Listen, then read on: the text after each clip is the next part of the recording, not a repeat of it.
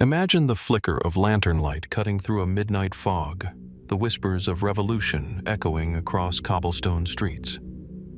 The American Revolution is remembered as a battle for freedom, a clash of ideals that forged a nation. But beneath the familiar tales of heroism and sacrifice lie shadows, enigmas that history books rarely explore. Secret symbols carved into forgotten walls, mysterious disappearances of couriers carrying vital messages, battles won and lost under circumstances that still defy explanation. Were these mere coincidences, or do they hint at forces unseen, conspiracies untold, and truths deliberately buried? Behind every musket shot and every cry for liberty may rest secrets that could change how we understand the birth of a nation.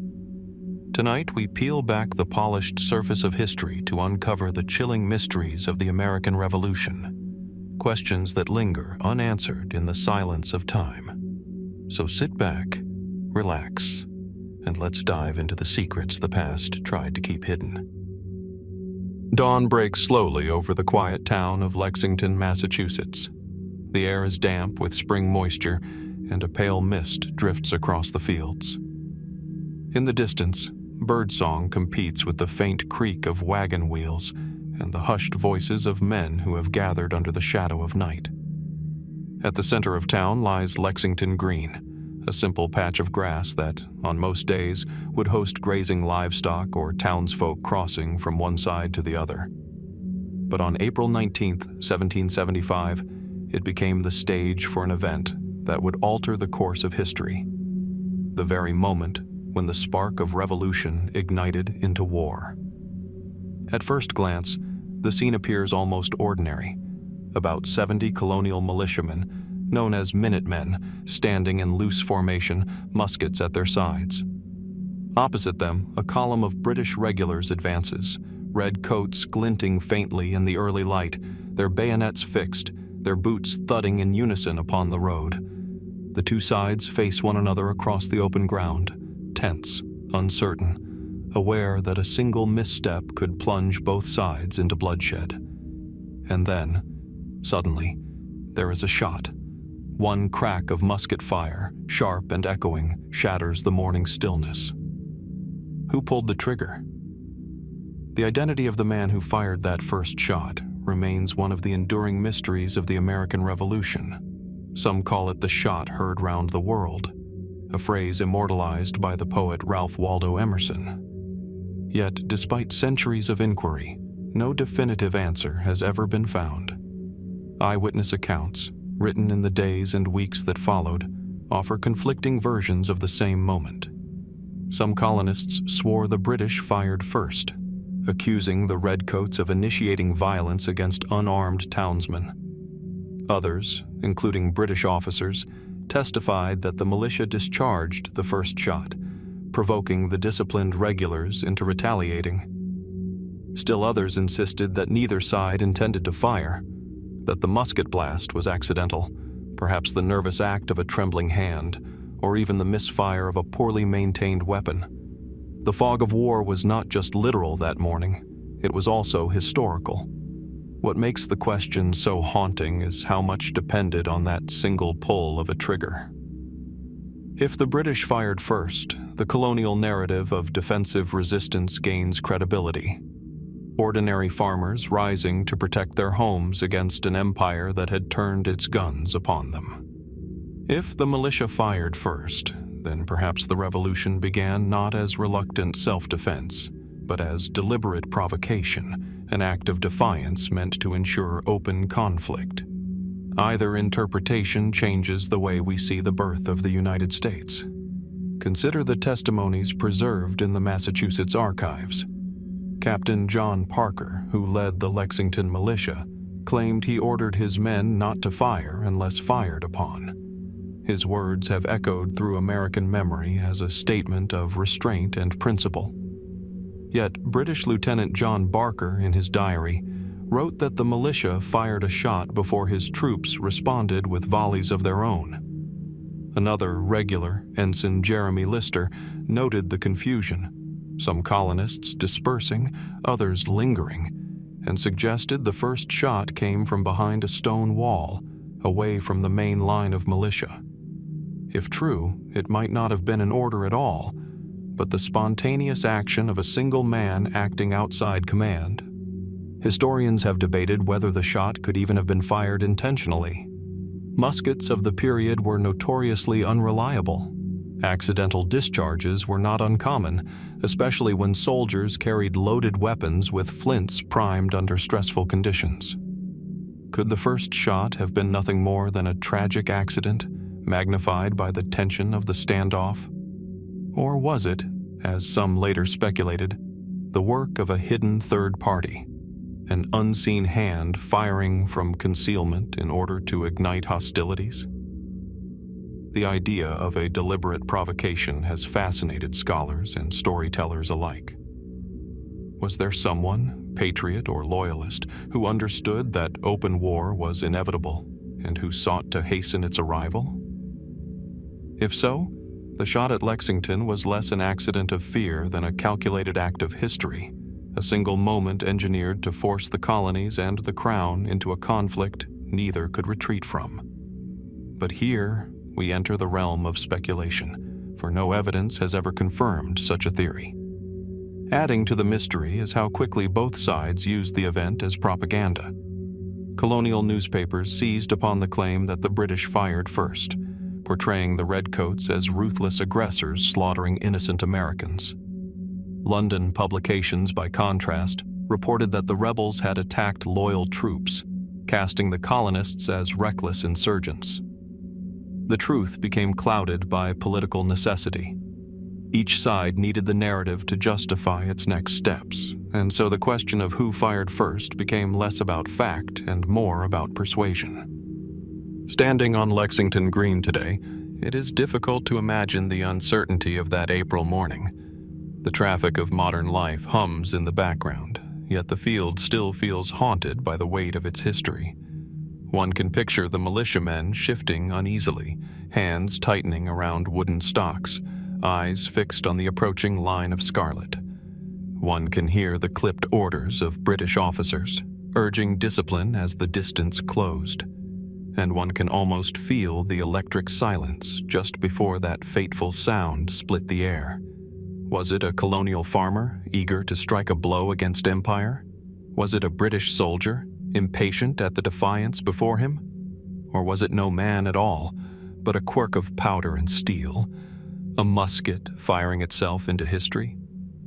What makes the question so powerful is not just the absence of an answer, but the enormity of its consequence. That single, unknown figure, whoever he was, transformed a standoff into a battle, a protest into a war, and a colony's unrest into a revolution. And yet, even now, the mystery lingers. Every account contradicts another. Every testimony bends to the needs of its author. The truth, perhaps, lies forever buried in the fog of that April morning. So when we speak of Lexington, we speak not only of the first battle of the Revolution, but of an enigma, a sound that echoed across the world yet began with silence, a shot whose source remains invisible, though its impact is undeniable. And so we are left with the question, on that field of grass, in that uncertain dawn, whose finger truly pulled the trigger? From the uncertain dawn of Lexington, where a single mysterious shot set the colonies ablaze, our journey moves deeper into the Revolution, into the shadows of loyalty, betrayal, and ambition. Few figures embody those shadows more than Benedict Arnold, a man whose very name became synonymous with treachery. Yet even now, centuries later, the true reasons behind his betrayal remain cloaked in ambiguity, a riddle wrapped in the turmoil of revolution. Picture, for a moment, the stone ramparts of West Point. High above the Hudson River, its commanding view offered the power to control the flow of troops and supplies, a lifeline of the Revolution. It was here, amid these silent walls, that Arnold's plot unfolded. In the waning summer of 1780, The fort was not merely a military stronghold. It was the stage for one of history's most infamous betrayals. And yet the question lingers. Why did Arnold turn? What truly compelled a man who once bled for independence to conspire with the enemy? Arnold's early career gives no sign of treachery.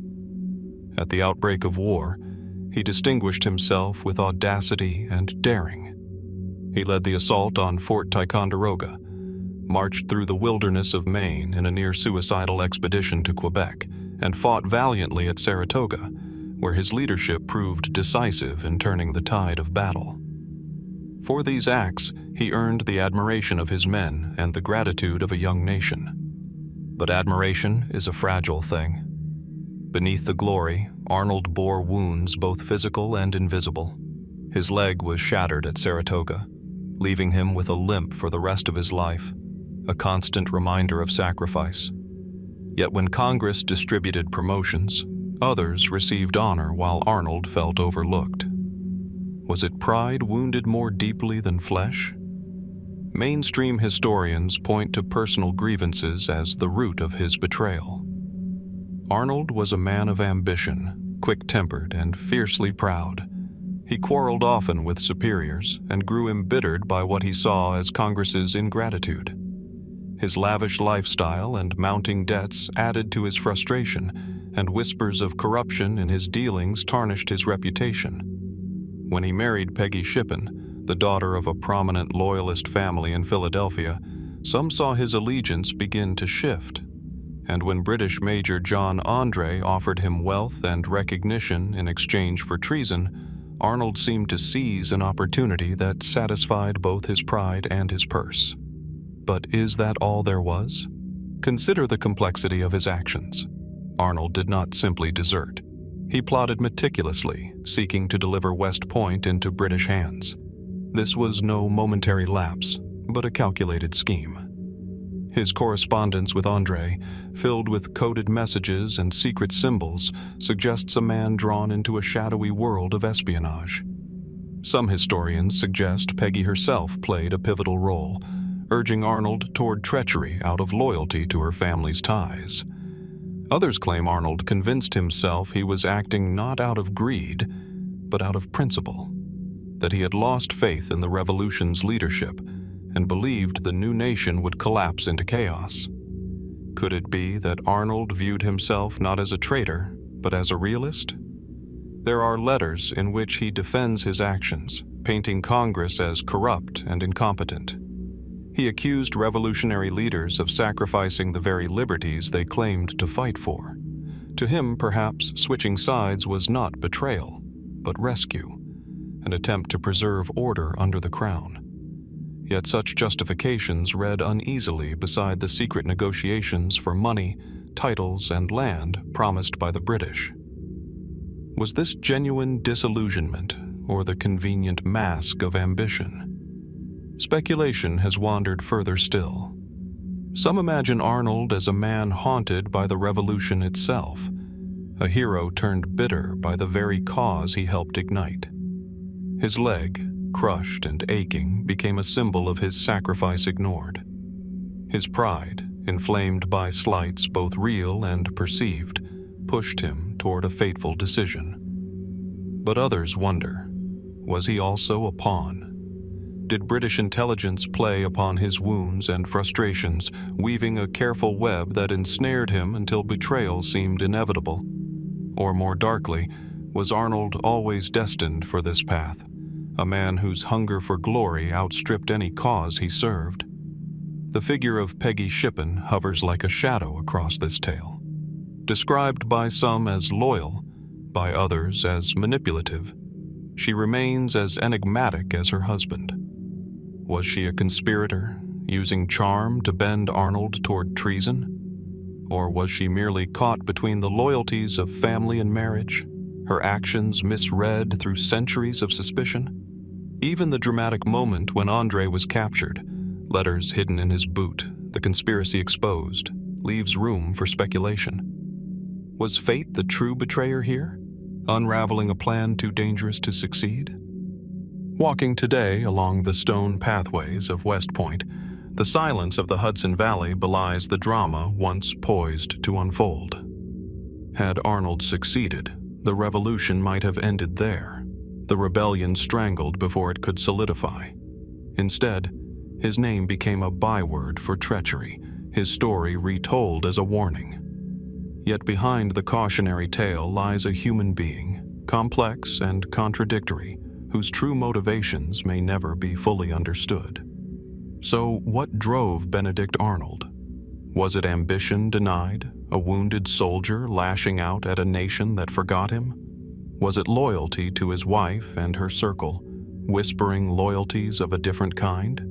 Was it greed, pure and simple, cloaked in rationalizations? Or was it perhaps a grim conviction that the revolution itself was doomed, and that by aligning with Britain he was choosing the winning side? The answers remain elusive, shaped as much by legend as by fact. The man himself left behind explanations, but they ring hollow, like echoes in a valley where the true voice has been lost. And so the mystery endures. In every tale of betrayal, there lies the deeper question: what lies hidden within the human heart? Arnold's story reminds us that the revolution was not only a struggle of armies, but of loyalties, identities, and ambitions. The shot at Lexington was a mystery of chance and circumstance. Arnold's betrayal was a mystery of choice. And perhaps the most haunting question of all is this: was Benedict Arnold the revolution's greatest villain, or simply its most misunderstood figure? From the betrayal of Benedict Arnold, a man whose motives remain tangled between pride, greed, and disillusionment, we move now into an even darker corner of the revolution, where shadows are deeper and names vanish into silence. Here, history offers no face at all, only a number. Agent 355. The scene shifts from battlefields and fortresses to the cobblestone streets of New York City in the 1770s, a city under British occupation. The air is thick with smoke from taverns and chimneys, filled with the clatter of carriages and the echo of soldiers' boots on stone.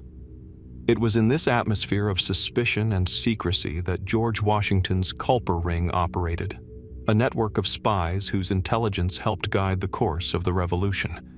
And among their coded messages, buried in ink and hidden beneath layers of cipher, appears a mysterious reference: 355. To the British, the city was a stronghold. To Washington, it was the beating heart of enemy power. And somewhere within those crowded streets, a woman moved quietly, unseen, carrying information so vital it would alter the course of the war. But who was she? Agent 355 is mentioned only briefly in the surviving records of the Culper ring. The number itself is taken from their code book. 355 simply meant lady. Yet the context suggests far more than a casual reference.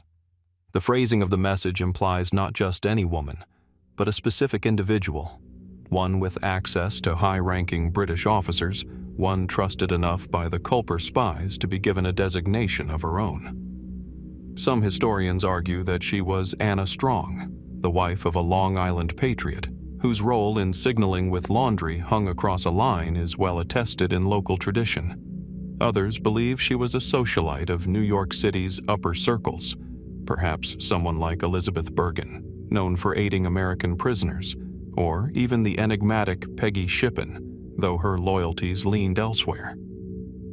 Still others whisper that she was the mistress of a British officer, a woman who exploited intimacy to gather secrets and pass them along to the patriot cause. The intrigue deepens when one considers the possibility that Agent 355 played a direct role in the capture of Major John André, the British officer entangled in Benedict Arnold's treason. André's downfall was a turning point, a blow that crippled British intelligence efforts. Did 355's hand guide this chain of events?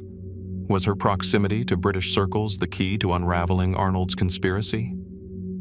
And yet, her identity dissolves as soon as one seeks to pin it down. The records are sparse.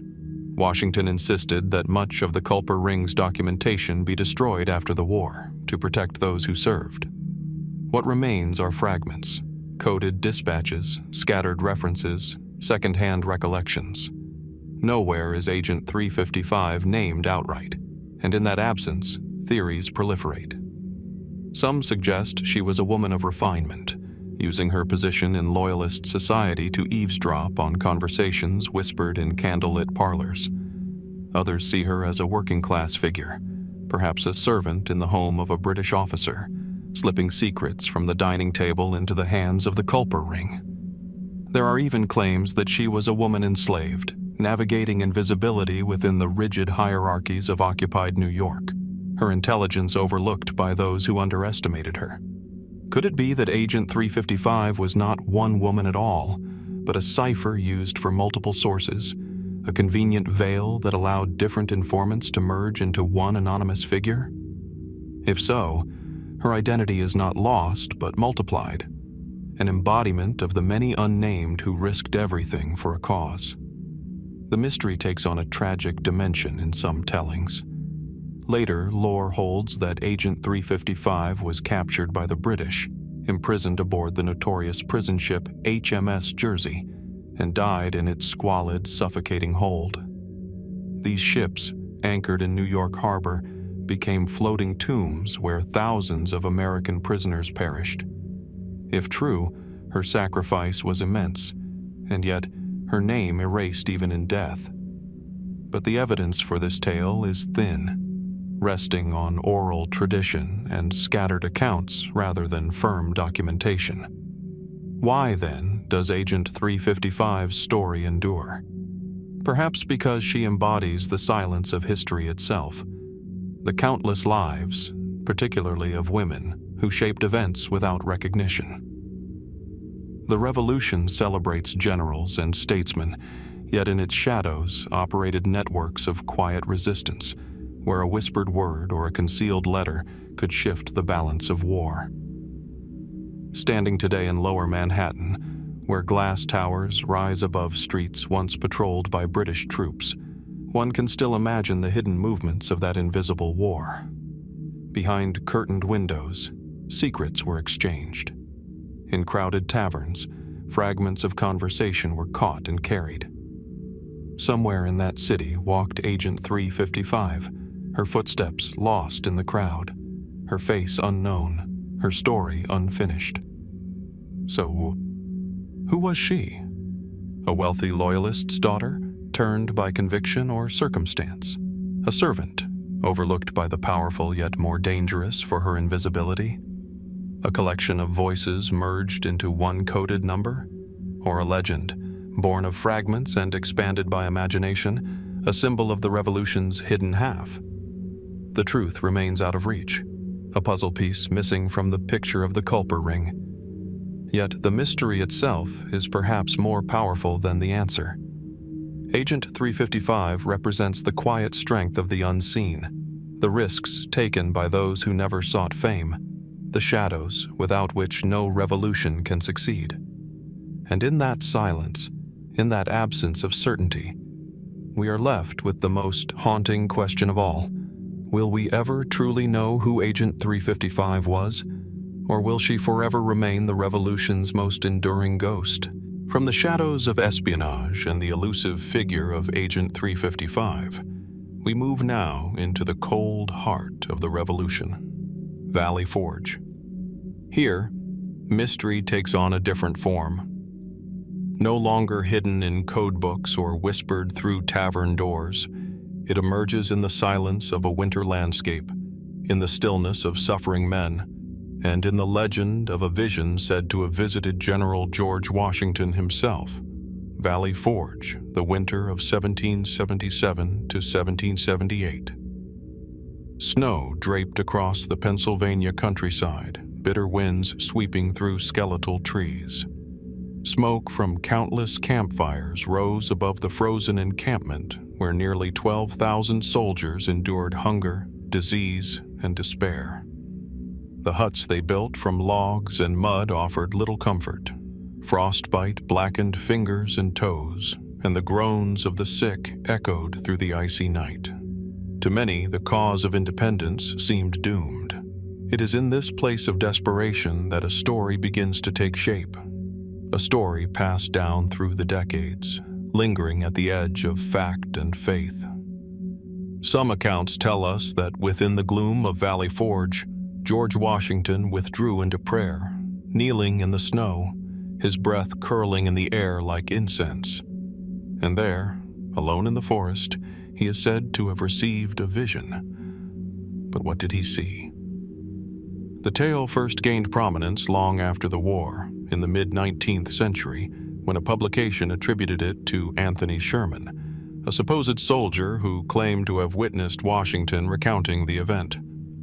According to this account, Washington described the sudden appearance of a radiant figure, bathed in light, who revealed to him glimpses of America's future.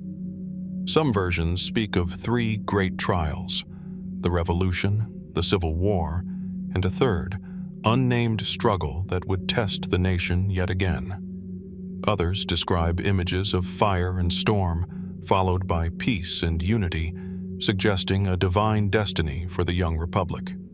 Yet even as the story spread, doubts arose.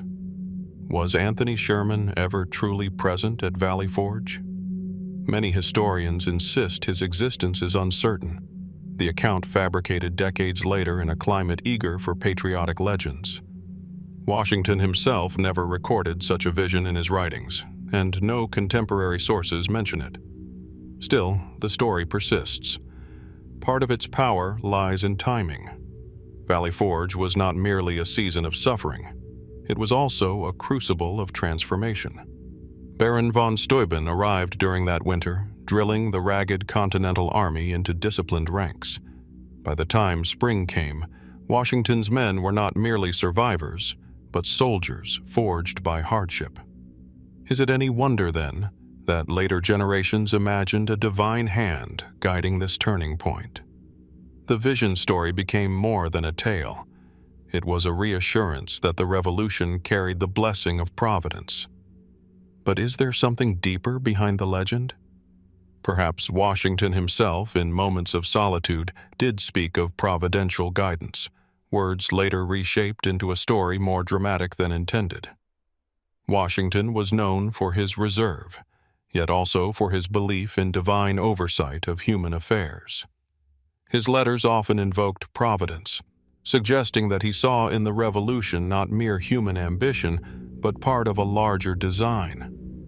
Could it be that a passing remark about faith was transformed, over decades, into a full-blown vision narrative? There is also the question of symbolism. The imagery attributed to the vision, storms, fire, struggle, and eventual triumph, mirrors biblical language familiar to an 18th century audience. It reads less like a soldier's testimony and more like a sermon, crafted to inspire rather than record. If so, then the Valley Forge vision is not so much history as myth-making, a story that reflects what people wanted to believe about their nation's destiny. Yet the mystery remains compelling because it touches something universal. History tells us Washington endured those bleak months with resolve, keeping the army intact when collapse seemed certain. But legend asks, did he endure because he glimpsed something greater? Did he, in that frozen wilderness, see not just soldiers dying, but generations yet unborn, waiting for freedom? Some fringe theories go further still. They point to Washington's association with Freemasonry, suggesting that the imagery of the vision echoes Masonic symbolism, light emerging from darkness, struggle giving way to harmony. Was the story of the vision influenced by secret traditions, later recast as prophecy? Or is this simply coincidence, layers of interpretation added long after the fact? What we know with certainty is that Washington prayed at Valley Forge. Multiple witnesses, including the Quaker Isaac Potts, recounted seeing him kneeling in the snow. Potts described it as a moment of profound devotion, moved to tears by the sight of the general humbled before God. This image, Washington alone in prayer, may well be the seed from which the entire vision legend grew. A solitary prayer became, in the retelling, a supernatural revelation. Standing today at Valley Forge, the landscape is serene. The fields roll gently. The reconstructed huts sit quietly beneath the trees, and the snow falls soft and clean. It is hard to imagine the desperation that once gripped the place, harder still to picture the spectral figure of a vision appearing amid the frost. Yet the silence holds something, an echo of struggle, of transformation, and perhaps of mystery. So did Washington truly see a vision? Was it divine prophecy, an invention of later generations, or a symbolic story meant to strengthen national identity? We cannot say with certainty. What we can say is that the tale endures because it answers a longing. It suggests that the revolution was not merely a contest of arms, but a mission with destiny, guided by forces beyond the grasp of men. And perhaps that is why the question lingers. In the snow of Valley Forge, did Washington glimpse the trials and triumphs of a nation not yet born? Or was the vision only in the eyes of those who told the story after? From the frozen stillness of Valley Forge, where Washington's vision lingers in half-light between faith and myth, we turn to another enigma, one born not of prophecy, but of death itself. It is a mystery that begins on the slopes of Breed's Hill in June of 1775, in the fiery chaos of the Battle of Bunker Hill, and it ends, or rather, refuses to end, in the unsettling disappearance of a skull. Joseph Warren was no ordinary casualty of war. A physician by trade, a revolutionary by conviction, he stood among the foremost leaders of the Patriot cause in the years before independence. By the time of Bunker Hill, he had already delivered stirring orations against British authority, organized resistance, and risen to the presidency of the Massachusetts Provincial Congress. Days before the battle, he was commissioned as a major general. Yet on June 17th, as British forces advanced on the rebel fortifications outside Boston, Warren chose to fight not as a commander, but as a common soldier. Musket in hand, he stood in the redoubt alongside men who revered him. The battle raged with ferocity. Waves of British troops charged uphill, repelled again and again by musket fire. Ammunition ran low, bayonets closed in, and smoke blackened the sky. Amid the final retreat of the colonists, Warren was struck by a musket ball to the head. He fell, one of the last to leave the hill. His body, left behind, was buried in a shallow grave by the victors. It would take 9 months before his remains were recovered. In April 1776, friends and family returned to the battlefield to disinter the body. What they found was grisly yet strangely precise. The remains were identified not by clothing or possessions, but by Warren's artificial tooth, crafted by the dentist Paul Revere. In this grim moment, the patriot dentist became a forensic pioneer, recognizing his own handiwork in the mouth of a fallen comrade. But this is where the story begins to twist. For when Warren's remains were placed to rest, his skull was reportedly intact. Decades later, however, when the family tomb in Boston was opened, his body was found incomplete. The skull was gone. How does a skull vanish from the remains of one of the Revolution's most celebrated martyrs? Some historians suggest that Warren's body may have been tampered with by the British before it was buried. Accounts circulated that his corpse was desecrated, bayoneted, perhaps mutilated in anger. If so, could his skull have been removed at that early stage, taken as a macabre trophy of war? The idea is not without precedent. Grim souvenirs were sometimes collected on battlefields. Yet no record confirms such an act, and none has ever surfaced claiming possession. Others point to the exhumation itself. In the chaos of recovery, perhaps the remains were mishandled. Could the skull have been separated, misplaced, or even stolen during the transfer to the Warren family vault? If so, by whom? And for what purpose? There is another layer to the mystery.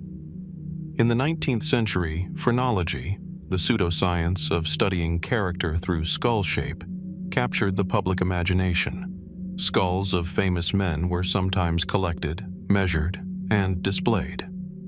Could Warren's skull have been taken in this period, removed by someone seeking to examine or exploit the head of a patriot hero?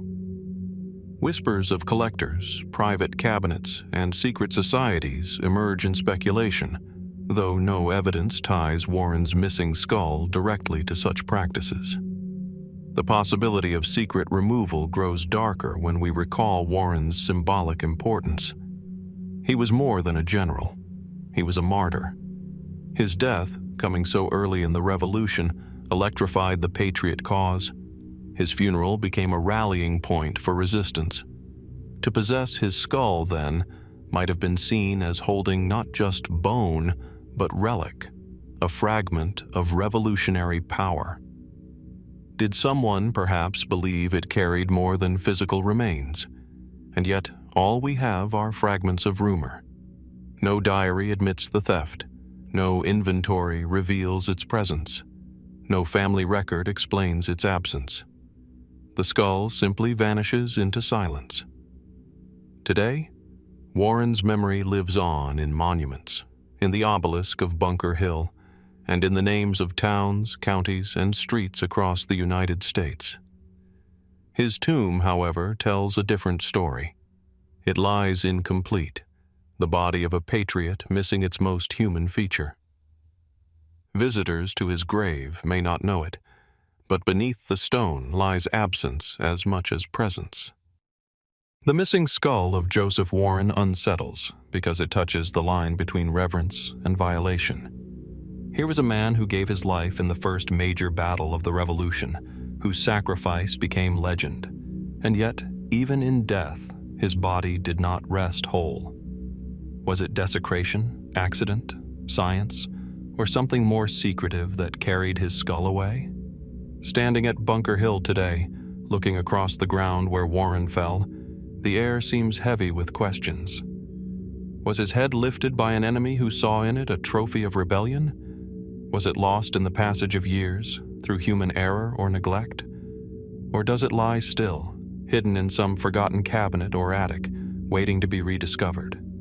The silence of the grave offers no answers. What it leaves instead is a haunting reminder. Even the Revolution's heroes may hold mysteries that history cannot resolve. And so we ask, where is Joseph Warren's skull? And what story would it tell if only it could be found? From the chilling absence of Joseph Warren's missing skull, we turn now from bones to bullion, from what was lost in death to what vanished in life. If Warren's story is one of sacrifice and reverence undone, this is a tale of treasure. Crates of gold meant to fuel the Revolution slipped into history's shadows and never seen again. Picture the scene: late 18th century America, a nation still fragile and desperate. War is not only fought with muskets and cannons, but with coin. Armies must be fed, clothed, and paid. Powder and lead must be purchased. Alliances must be secured with the promise of compensation. To George Washington and his struggling Congress, money was as vital as any musket ball. And in that desperate hour, shipments of gold, sometimes from France, sometimes from sympathetic financiers, were said to have crossed oceans and countryside alike, intended to keep the Revolution alive. Yet not all of that treasure ever reached its destination. Whispers of missing Revolutionary War gold surface in archives and folklore, blending ledger books with legend. Some of the most persistent tales come from Pennsylvania and New York, where caravans laden with coin were reportedly ambushed, lost, or hidden away. In one version, wagons carrying French gold to pay Washington's troops vanished along the winding roads of the Allegheny Mountains. The convoy, traveling through dense forest and rugged hills, was said to have disappeared without a trace. Did bandits strike? Did the escorts themselves turn traitor, burying the fortune for their own descendants to reclaim? No bodies were found, no coins recovered. Other accounts place the missing gold further north, near the Hudson Valley, an area crisscrossed by supply routes and crawling with both British patrols and Patriot spies. In this telling, a shipment intended to reinforce Washington's army was diverted, hidden in caves or beneath the soil, to be recovered once the war ended. But if so, the location was either forgotten or deliberately concealed so well that centuries of treasure hunters have failed to uncover it. What makes these stories more than mere campfire lore are the fragments of evidence that occasionally surface. Old letters hinting at lost funds, newspaper articles from the 19th century referencing revolutionary treasure, even coded notes, possibly connected to secret societies, that speak of buried gold and silver linked to the war. Each piece of evidence, tantalizing but incomplete, adds another layer of mystery. Could it be that the treasure was not stolen at all, but quietly absorbed into the chaos of revolutionary finances? Congress's ledgers were notoriously disorganized, debts mounting with little accountability. Perhaps the gold was spent and forgotten, its disappearance nothing more than the disorder of a fledgling government. But if so, why do local traditions in remote valleys and mountain towns cling so fiercely to stories of buried crates and vanished wagons? There are those who believe the treasure may have been deliberately hidden to keep it out of British hands. If a convoy was threatened with capture, would its escorts not have buried the gold rather than surrender it? If so, did they perish before returning to recover it, or did they survive, their secret carried to the grave? Theories grow stranger still when one considers the possibility of betrayal. Could an officer, entrusted with the shipment, have orchestrated its disappearance? The revolution was rife with divided loyalties, spies, and shifting allegiances. Might a fortune in gold have been too great a temptation for even the most patriotic soul? And then there is the enduring allure of treasure hunting. Across Pennsylvania and New York, rumors of revolutionary gold have inspired expeditions for more than 2 centuries. Searchers pore over old maps, analyze family diaries, and scan the woods with modern metal detectors. Some claim to have found signs, rusted wagon parts, markings carved into trees, faint depressions in the earth. Yet no confirmed discovery has ever been made. The gold, if it exists, remains buried in secrecy. What complicates the story further is that revolutionary gold is not a single tale, but many. From whispers of French coins lost en route to Yorktown to caches supposedly buried by fleeing Loyalists, the legend spreads across multiple locations and decades. It becomes difficult to separate one story from another, fact from embellishment, record from rumor. And perhaps that is the point. The very vagueness of the treasure ensures its survival in imagination. Standing in the forests of the Alleghenies today, the air cool beneath towering pines, it is easy to imagine a line of wagons creaking through the wilderness, their wheels sinking into mud, their guards tense at every shadow. Somewhere, perhaps at a bend in a forgotten trail, shovels struck earth, crates were lowered into a pit, and the soil closed over them like a curtain. The men who buried them may never have returned, leaving only silence. Or perhaps there was no burial at all. Perhaps the gold was spirited away, hidden in cellars, spent quietly, or smuggled overseas. Perhaps the true disappearance was not of wagons or crates, but of memory itself, a deliberate erasure, leaving behind only fragments and rumors. So we are left with questions. Did Revolutionary War gold vanish into the earth, waiting for discovery? Was it stolen, its glitter exchanged for private gain? Or was it never lost at all, but merely swallowed by the disorder of a nation at war with itself and with empire? The records remain inconclusive, the earth remains silent, and the legend continues to shimmer just beyond reach. And so we wonder, somewhere in the hills and valleys of America, Beneath centuries of soil and secrecy, does the Revolution still keep its gold hidden from us? From tales of vanished gold, we return once more to Valley Forge, a place already etched in legend, where hunger and frost nearly broke the Revolution. Yet alongside stories of Washington's vision and the grinding reality of survival, another, stranger account lingers in whispers. Sightings of a phantom army marching through the snow. The winter encampment of 1777 to 1778 was a crucible of suffering. Nearly 12,000 soldiers crowded into makeshift huts, their clothes tattered, their stomachs empty. The wind howled through the skeletal trees, carrying with it the groans of the sick and dying. Yet within this landscape of despair, some claimed to see formations that were not made of flesh and bone. Imagine the scene. A soldier stumbles from his hut into the moonlit night, breath steaming in the frozen air. The snow glows faintly beneath the stars, and through the drifting haze he sees them, lines of men moving silently, their muskets glinting, their faces indistinct. They march with precision, yet leave no tracks. When approached, they vanish like smoke. Was it exhaustion playing tricks on weary eyes, or something stranger? Over the years, scattered accounts have surfaced of spectral soldiers at Valley Forge.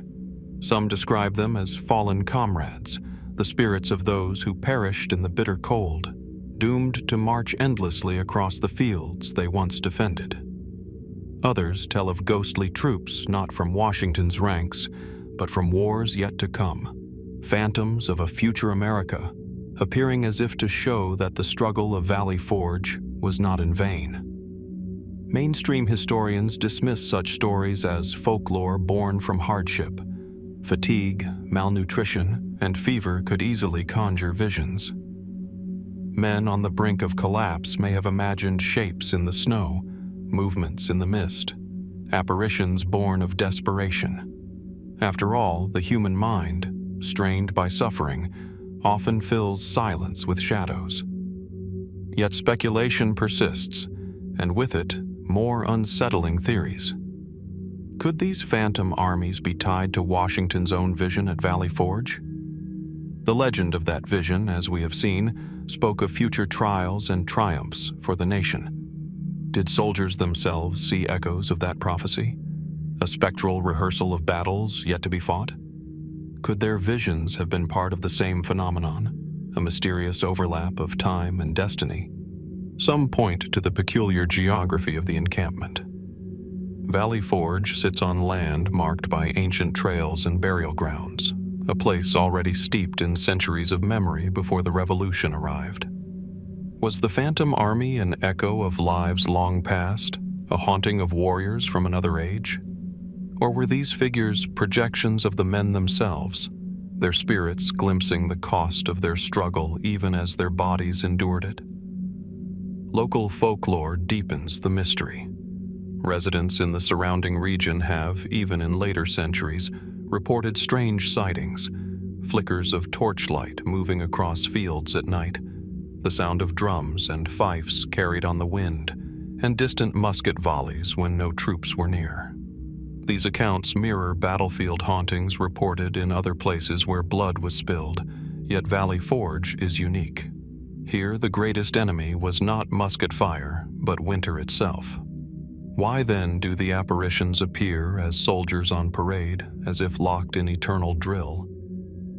There is another possibility, that the Phantom Army was never ghostly at all, but a story crafted in retrospect. Just as Washington's vision was amplified into myth, so too might tales of phantom soldiers have grown from kernels of memory.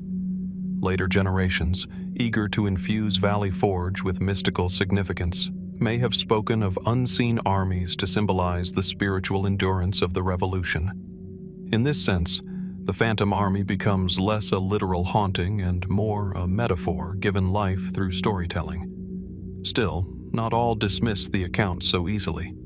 Paranormal investigators who have visited Valley Forge in modern times often report unexplained phenomena. Voices on the wind, flickering lights in photographs, and sudden chills in the air. Some claim to have heard the distinct sound of boots crunching on snow, though the ground lay bare. These accounts, while unverifiable, keep the legend alive. Standing at Valley Forge today, it is easy to see how such stories endure. The reconstructed huts sit quietly against the trees, smoke rising gently from their chimneys in winter reenactments. The fields stretch wide and silent, their stillness broken only by the rustle of leaves or the crunch of snow beneath a visitor's feet. One can imagine, in the quiet hours of night, shapes emerging from the mist, spectral troops continuing their march long after the living had laid down their arms. What did those soldiers see in the long nights of 1778? Was it nothing more than the delirium of hunger and fever, visions conjured by desperation? Or was it something beyond explanation, an imprint of sacrifice, a phantom rehearsal of the nation's future, or perhaps a haunting that still lingers across the frozen ground? The Phantom Army of Valley Forge remains one of the Revolution's most spectral mysteries. Neither fully dismissed nor fully believed, it hangs in the twilight space between history and legend, much like the encampment itself, half starvation, half transformation, both suffering and salvation. And so we are left to wonder, were those ghostly figures the imagined shadows of weary men? Or does the snow at Valley Forge still hold the footprints of an army that refuses to disappear? From the spectral soldiers said to march eternally across Valley Forge, we turn from ghostly armies to the hidden strategies of a very real one. For beyond the legends of vision and phantoms, there are mysteries rooted in ink and parchment, plans written to change the course of history, only to vanish into silence. Among them, the lost British war plans of the American Revolution stand as one of the most intriguing. Picture a dimly lit tent in the midst of a British encampment.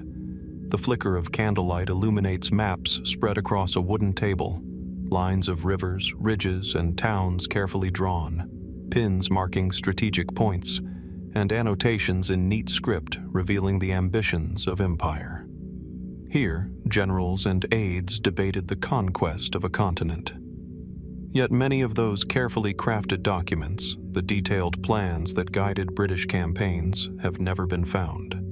Some were destroyed deliberately, burned to prevent capture. Others were carried by couriers who never arrived, vanishing on lonely roads patrolled by both patriot militias and opportunistic bandits. A few may have fallen into American hands, their existence erased to protect sources. But the most enduring mystery remains. What crucial strategies were lost, and what truths might they reveal about the war Britain hoped to fight?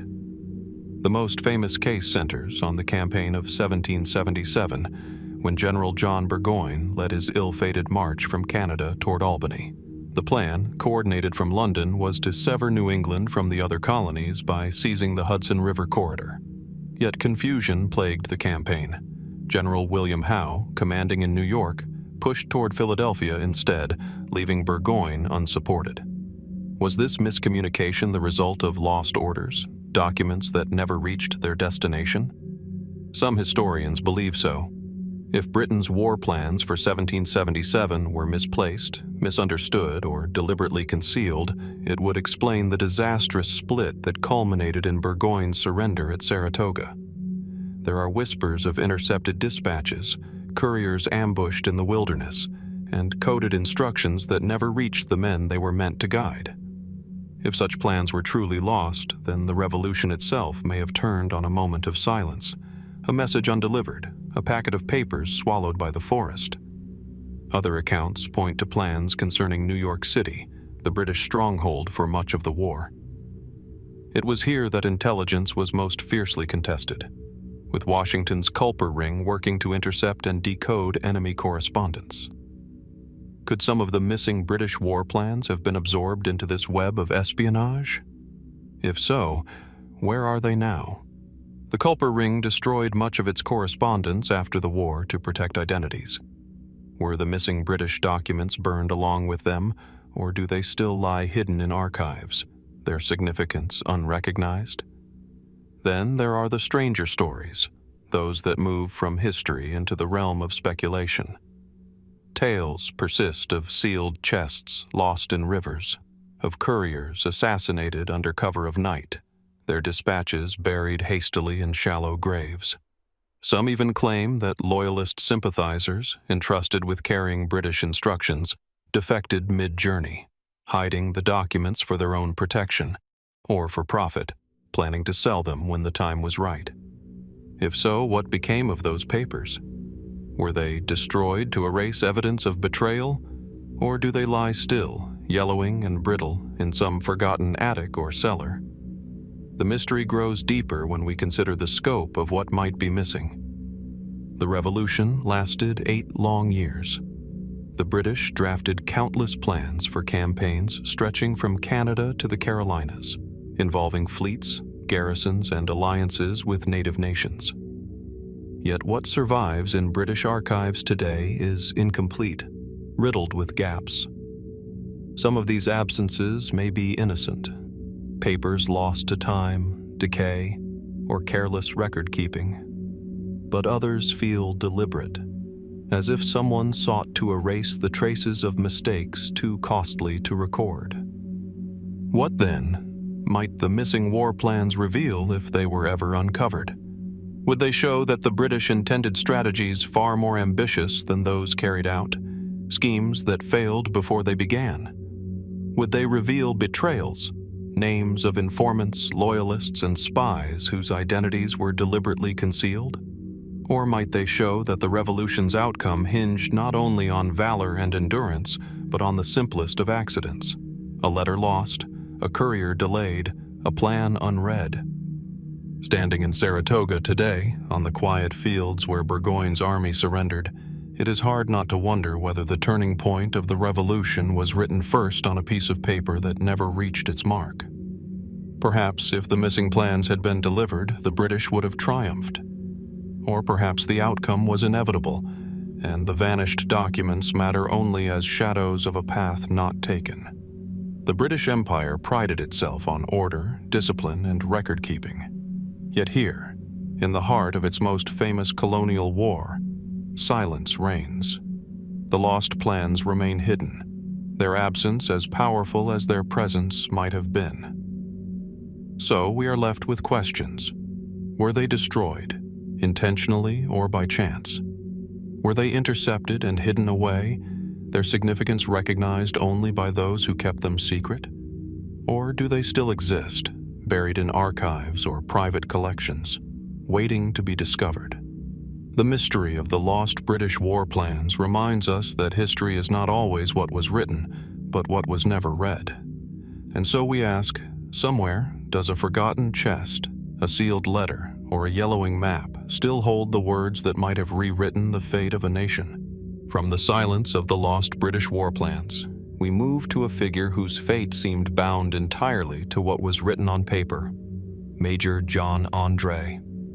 Charming, intelligent, and ambitious, André was the chief of British intelligence in New York during the Revolution. His story is remembered for its tragic end: captured behind enemy lines, hanged as a spy in 1780. Yet another mystery lingers in his shadow: the disappearance of his papers. Picture the moment. André, disguised in plain clothes, rides south along the Hudson River after a clandestine meeting with Benedict Arnold.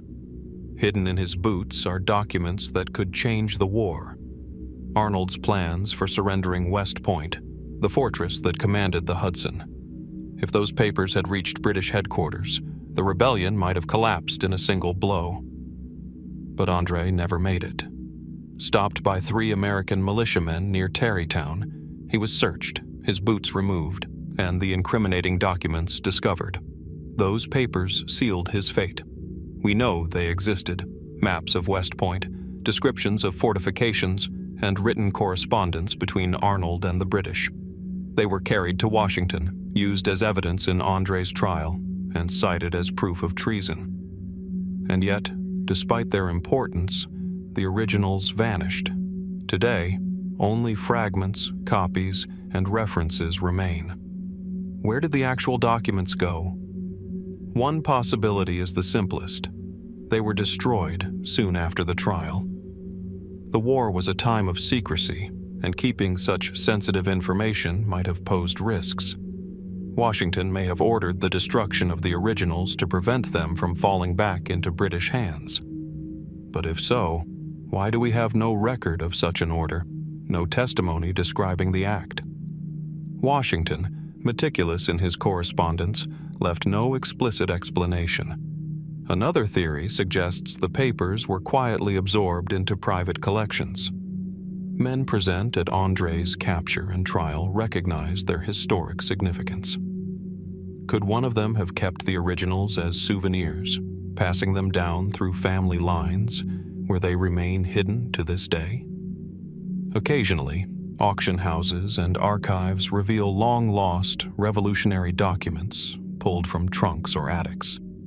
Could André's papers still lie, brittle and yellowing, in some forgotten chest? Then there is the possibility of deliberate concealment. Some historians speculate that the full contents of the papers were never made public. What if they revealed more than Arnold's betrayal? Could they have named additional conspirators, hinted at wider British intelligence networks, or implicated men whose reputations would later shape the young republic? If so, was their disappearance an intentional act, a decision to bury uncomfortable truths alongside a condemned spy? The intrigue deepens when we examine the record of André's trial. Notes survive, but inconsistencies remain. Some witnesses mention details of the papers not found in the official summaries. Others suggest that additional documents may have been suppressed. Were all of Arnold's letters truly revealed? Or were some quietly withheld, too dangerous for open display? We must also consider André himself. He was an artist, a poet, a man of refinement. At the time of his capture, he carried not only military documents but personal writings, sketches, notes, perhaps even coded correspondences unrelated to West Point. These, too, are missing. Were they lost among the official documents, dismissed as irrelevant, or were they kept separately as mementos of a man admired even by his captors? Washington himself, while resolute in ordering his execution, expressed deep regret for André's fate. Could someone within Washington's circle have preserved parts of André's personal papers as a tribute to his character? Speculation has also wandered into stranger territory. Some suggest that André's papers contained coded references to British operations beyond Arnold, possibly linked to secret societies or broader imperial strategies. If so, their disappearance takes on a different hue, not accident or souvenir hunting, but intentional removal to obscure knowledge meant never to surface. Without the originals, we can only guess. What we do know is that the loss of the papers left a void. For the Americans, they became symbols of betrayal and victory, proof that Arnold's treason was caught in time. For the British, they were an embarrassment, tangible evidence of failure. Perhaps both sides had reason to see them vanish. Standing on the ground near Tarrytown today, where André was intercepted, the river glistens in the sun and the trees sway in the breeze. It is hard to imagine the tension of that moment, the boots pulled off, the hidden papers revealed, the future of a nation balanced on the contents of a handful of folded sheets. And it is stranger still to realize that those very documents, so decisive in the revolution's course, have themselves slipped away into the shadows of history. Were they destroyed in the name of secrecy? Hoarded by a private hand, their existence whispered from one generation to the next? Or deliberately hidden because they revealed truths more dangerous than Arnold's betrayal alone? The disappearance of Major John André's papers remains one of the Revolution's most unsettling mysteries. Without them, we see only fragments of the full story, a puzzle missing its central piece. And so we are left to wonder, somewhere in an attic, an archive, or the earth itself, do the papers still lie, waiting to reveal secrets that the Revolution took great care to conceal? From the disappearance of Major John André's papers, a silence that left gaps in the story of treason and betrayal, we move now to the very network that helped uncover him, the Culper spy ring. If André's documents vanished into shadow, the identities of many of Washington's spies were never revealed at all. Their names were erased not by accident, but by design. And in that erasure lies one of the Revolution's most enduring mysteries.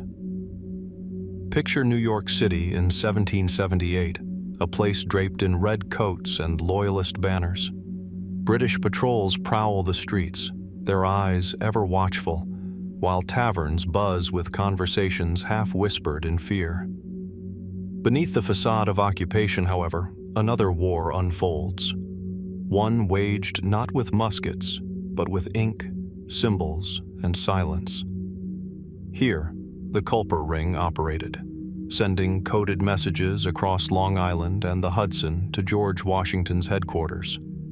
Their reports exposed troop movements, shipping schedules, even the treachery of Benedict Arnold. And yet, while history remembers their deeds, the names of many remain unknown. We know a few. Abraham Woodhull, the farmer from Setauket, signed his reports as Samuel Culper Sr. Robert Townsend, a merchant in Manhattan, became Culper Jr. Anna Strong, through laundry hung on a clothesline, signaled the movements of boats carrying secret messages. Caleb Brewster, the whaleboat captain, ferried dispatches across Long Island Sound under cover of night. These names have survived, pieced together through fragments of correspondence and painstaking scholarship, but others are shadows. In the letters of the Culper ring, numbers replace names. Codebooks reduced people to symbols: 723, 711, 355. They were real men and women, yet their identities remain obscured, lost to time, or deliberately concealed. The code 355, we know, signified lady, the designation later associated with the mysterious Agent 355. But she was not the only one. How many others operated silently, their loyalty known only to Washington and his closest aides? Some historians believe dozens of unnamed informants contributed intelligence. Shopkeepers overheard soldiers in taverns. Servants caught snippets of conversation in kitchens. Dock workers tracked British supply ships. Each one risked death if discovered, yet most were never named. Was it out of fear that their identities remained hidden? Or was it the ring's genius, secrecy so absolute that even centuries later the shadows remain intact? Speculation has filled the gaps. Were some of the unnamed Culper spies women, using their invisibility in a patriarchal society as cover? It is plausible. Women could move more freely between Loyalist and Patriot households, carrying news without suspicion. Were others enslaved men and women, gathering intelligence from the fringes of British camps, their contributions unrecorded because their lives were not considered worthy of preservation? Or were there Loyalist defectors, quietly passing information while their public faces told a different story? The greatest mystery is not just who they were, but what secrets they carried to their graves. Did an unnamed Culper agent expose a plot we no longer know about? Did they uncover truths too sensitive for even Washington to preserve in writing? With much of the Culper correspondence deliberately destroyed after the war, entire lives of espionage may have disappeared with the strike of a flame. Even the ring's most well-documented members remain partly veiled. Robert Townsend, Culper Jr., lived his entire life in silence about his role. He never married, never boasted, and took the full truth of his service to the grave. His name was not uncovered until the 20th century. If Townsend's identity remained hidden for nearly 200 years, how many more remain buried still? What complicates the mystery is the deliberate cultivation of legend. After the war, Washington spoke little of his spies. He knew their survival depended on secrecy. Some believe he never revealed their identities even to close associates. In this way, the unnamed members of the Culper Ring became ghosts of history, vital actors in America's independence, yet faceless and nameless to the generations they helped create. Folklore offers tantalizing hints. Families in Long Island and Connecticut whisper of ancestors who carried messages for Washington. Old trunks yield scraps of paper with strange symbols or faded ink, their meaning unclear. Are these remnants of forgotten Culper agents, or simply the invention of descendants hungry for connection to history?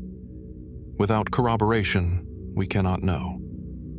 The story of the unnamed Culper spies raises uncomfortable questions about memory itself. How many of history's most decisive moments were shaped not by generals and statesmen, but by ordinary people whose names were erased by the very secrecy that kept them alive? Did Washington himself, who relied so heavily on their reports, ever intend for their identities to be lost forever? Or did he imagine a day when their service would be revealed, only for time to close its hand around their secrets? Standing today in Setauket, where Woodhull once scratched coded notes under candlelight, or in Manhattan, where Townsend's pen reported enemy movements, it is impossible not to sense the hidden network stretching just beyond reach. Behind every known name is a line of unknown ones, men and women who risked everything, yet live now only as numbers in a code book. So who were they? Farmers and merchants, yes, but perhaps also servants, enslaved people, Loyalist double agents, even children entrusted with messages no adult dared to carry. Their anonymity was their protection, and now it is their legacy. The revolution was won not only on battlefields, but in the shadows. The Culper Ring's greatest strength was its silence. That silence continues. And so we are left to wonder, how many unnamed hands truly shaped the fate of the revolution, and will history ever uncover their hidden faces, or will they remain forever as shadows in the margins of the American story? From the nameless figures who moved in silence through occupied streets, we turn now to the words they carried, the secret lifeblood of the revolution. Letters inked on coarse paper, folded into small packets, passed hand to hand across rivers and through forests. Some arrived safely, others were intercepted. Many were written in a code that even today, more than 2 centuries later, remains a puzzle. These are Washington's unsolved ciphers. Picture the scene. A dim room lit by a single lantern. A spy sits at a rough-hewn table, quills scratching across parchment. But the words are not what they seem. A simple greeting masks layers of hidden meaning. Numbers replace names. Words are scattered in irregular spacing. Invisible ink lies dormant between lines, waiting to be revealed by heat or chemical wash. In the fight for independence, secrecy was survival, and cipher was its most potent weapon. Washington, unlike many generals of his age, understood the power of intelligence. He ordered the development of elaborate codes, urging his spies and officers to cloak their messages in layers of concealment. The Culper Ring, for example, used a code book that turned common words and names into numbers, 711 for New York, 727 for Washington himself. Yet, alongside these systems, stranger methods emerged. Some of Washington's surviving correspondence contains ciphers that have never been definitively broken. What do they mean? Mainstream historians suggest that many of these unsolved ciphers are simple slips of pen, mistakes in transcription, lost key phrases, or forgotten codebooks. The revolution was chaotic, and correspondence often rushed. Without the original key, even basic substitutions become nearly impossible to reconstruct. Perhaps the meaning is gone forever, lost in the confusion of war. And yet, some fragments defy such easy dismissal. Certain passages repeat symbols and patterns that suggest deliberate design, not error. A few use symbols not found in surviving codebooks, as if a separate, secret system was employed. one reserved for messages of extraordinary sensitivity. Were these codes meant only for Washington's closest circle, a safeguard against betrayal even within his own army? There is also the tantalizing possibility of invisible layers of meaning. Revolutionary agents often wrote with invisible ink made from tannin or lemon juice, revealed by heat or chemicals. What if some of Washington's ciphers contained dual messages, an obvious one in code and a second, hidden beneath the surface? If so, and if that hidden layer has faded with time, what truths have we lost? Some modern cryptographers have attempted to break the remaining puzzles. They feed the symbols into computers, searching for frequency patterns, testing substitutions. A few believe they see hints of deeper systems, perhaps even early attempts at polyalphabetic ciphers, centuries ahead of their time. But none have produced conclusive results. The messages remain silent, their meaning locked beyond reach. This silence has fueled speculation. What secrets were considered so sensitive that even now they cannot be read? Did they concern the identities of still unknown spies? Perhaps those unnamed members of the Culper ring whose anonymity protected them in life and shields them still? Did they record strategies not meant for history, plans abandoned, or betrayals too dangerous to reveal? Or were they messages to foreign allies, couched in terms too delicate for posterity? Some fringe theories wander further. They suggest that Washington's unsolved ciphers contained not military orders, but visions of the future, cryptic reflections of that legendary Valley Forge vision, encoded to protect ideas not meant for ordinary eyes. Others tie the symbols to Freemasonry, noting Washington's lifelong membership. Were these ciphers not military at all, but esoteric, part of a parallel language of initiation and secrecy? If so, then their true meaning might lie not in war, but in a deeper philosophy of destiny. Yet the simplest possibility may be the most haunting. Perhaps these ciphers contain nothing more than the practical details of war: troop movements, supply shortages, names of informants. If so, then their unsolved nature is not mystical, but historical. The revolution, built in part on secrecy, still keeps some of its secrets, not by design, but by accident. A key misplaced, a book destroyed, a letter burned, and meaning collapses into silence. Standing in archives today, the surviving letters sit under glass, their ink browned with age. One sees the careful script of Washington's hand, the strange symbols scattered across the page, the neat order concealing something unknown. They seem to whisper from beneath the glass, a voice muted, a truth withheld. So what lies within these unsolved ciphers? Are they fragments of intelligence too mundane to matter, or keys to stories untold? Could they identify heroes we have forgotten, or expose betrayals never admitted? Might they reveal that the revolution's outcome hinged not only on courage and chance, but on words we can no longer read? The codes remain unbroken, their silence as eloquent as any victory or defeat. And as long as they endure, the revolution is not fully written. So we are left to wonder, will Washington's unsolved ciphers ever give up their secrets? Or will they remain forever as whispers of a war fought as much in silence as in battle? From Washington's unsolved ciphers, silent lines of ink that refuse to yield their meaning, we move to another enigma, one that speaks not in coded numbers or invisible ink, but in silence itself. The missing letters of George Washington. Picture a wooden chest in the dim corner of a study, its brass fittings dulled with age, its lock fastened but fragile. Within it lies the correspondence of a man who carried a nation through war, letters written in the hand of George Washington himself.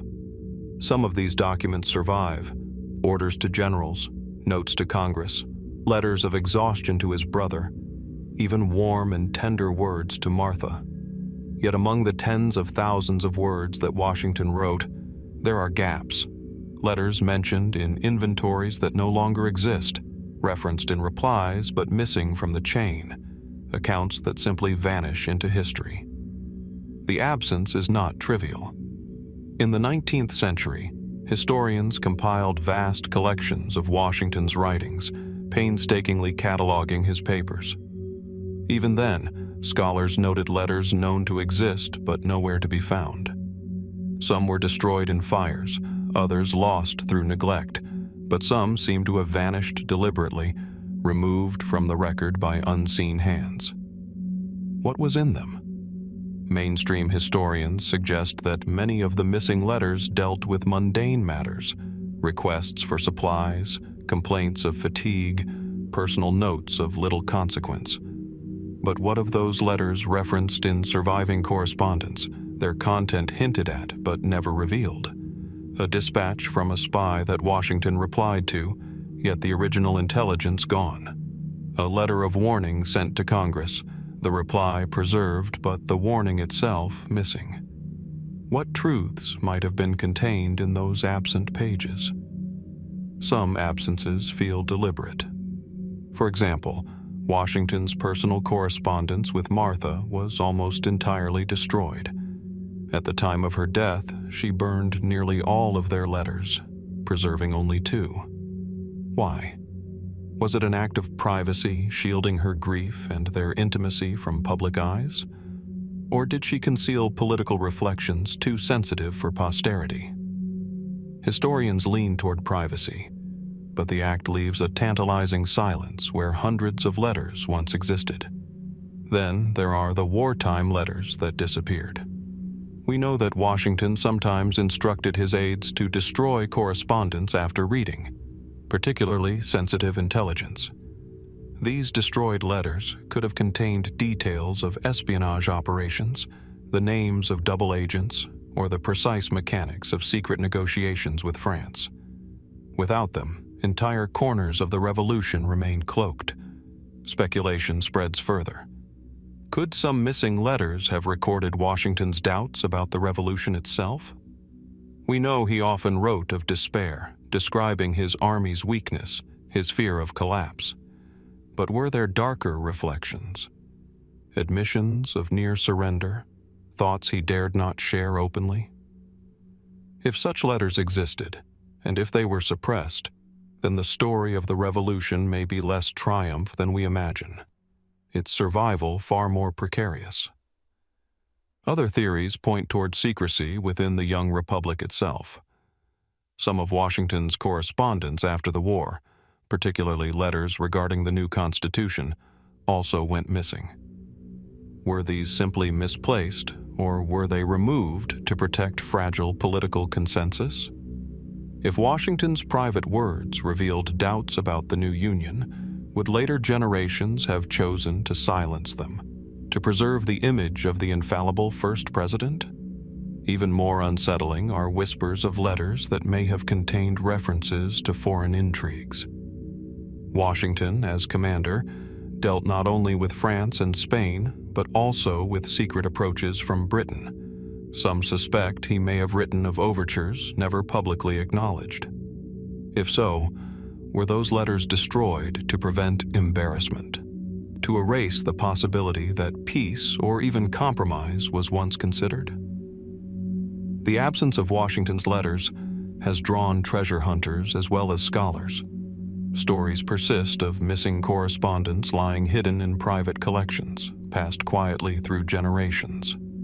Occasionally, a Washington letter does surface at auction, pulled from an attic or estate sale, its paper browned, its words still sharp.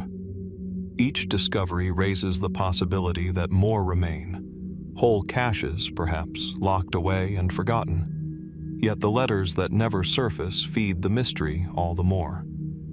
Standing in the Library of Congress today, where Washington's surviving papers are preserved under careful light, one cannot help but feel the weight of absence. Each preserved letter carries the possibility of others unseen, lines of thought cut short by fire, neglect, or intention. The general who wrote daily, whose words filled volumes, left behind silences just as vast. So what was hidden in those missing letters? Were they simple domestic notes, destroyed by Martha in the quiet dignity of mourning? Were they fragments of espionage, erased to protect lives that still hung in the balance? Were they words of doubt, too dangerous to the myth of the revolution's steady hand? Or were they reflections of a man more complex, more uncertain than the marble monuments suggest? The missing letters of George Washington remind us that history is not only what is preserved, but what is lost. And so we are left to wonder, if those pages were ever recovered, would they confirm the Washington we think we know, or reveal a voice still hidden, waiting to speak across the centuries? From the silence left by Washington's missing letters, we turn to another mystery of words unsent, misplaced, or perhaps deliberately suppressed. Not in the forests of Pennsylvania or on the banks of the Hudson, but across the ocean, in the grand salons of Paris, where chandeliers glittered above hushed negotiations, and the future of the revolution was written not with muskets, but with ink and persuasion. This is the Franklin Deane affair, a tangle of diplomacy, suspicion, and betrayal that still raises questions today. Picture the Hôtel de Valentinois in Passy, outside Paris, where Benjamin Franklin resided during his years as commissioner to France. The air inside was thick with candle smoke and the murmur of conversation in French and English alike. Diplomats, adventurers, merchants, and spies moved through its halls, each carrying rumors of fleets, armies, and alliances. Franklin, with his fur cap and air of rustic wisdom, played the part of America's sage, cultivating French sympathy for the revolutionary cause. But alongside him stood another envoy, Silas Deane, a Connecticut merchant whose presence in France was equally vital and equally controversial. Deane had arrived in Paris in 1776, tasked with securing arms and supplies for the Continental Army. He proved effective, arranging shipments of weapons, ammunition, and uniforms at a time when America's soldiers marched barefoot and half-clothed. He also recruited European officers, including the young Marquis de Lafayette, who would go on to become a symbol of Franco-American friendship. On the surface, Deane appeared indispensable. Yet in the shadows, doubts began to spread. Why, some asked, did so many of Deane's recruited officers demand extravagant pay? Why did shipments he organized so often fall into confusion, contracts riddled with disputes and unclear terms? And why did Franklin himself, whose reputation for shrewdness was unmatched, distance himself from Deane with increasing coolness? The mystery deepened in 1778 when Deane was abruptly recalled to America by Congress, accused of financial mismanagement and corruption. His enemies claimed he had profited personally from contracts, lining his own pockets while soldiers suffered. His allies insisted he had been scapegoated, punished for the inevitable chaos of war procurement. Yet what makes the Franklin Deane affair so enigmatic is the role of Franklin himself. Franklin and Deane had worked together for years, yet correspondence suggests Franklin may have quietly undermined his colleague. Why? Was Franklin convinced of Deane's corruption? Or did he, ever the master strategist, seek to consolidate his own power in the French mission by removing a rival? Some historians argue that Franklin's subtle manipulations in Paris left Deane isolated, his reputation crumbling. And then there is the role of Arthur Lee, the third American commissioner in France, whose bitter disputes with both Franklin and Deane further muddied the waters. Lee, fiercely jealous and suspicious, accused Deane of conspiring with French merchants for personal gain and accused Franklin of being too indulgent with French courtiers. His letters to Congress, filled with warnings and accusations, helped ensure Deane's recall.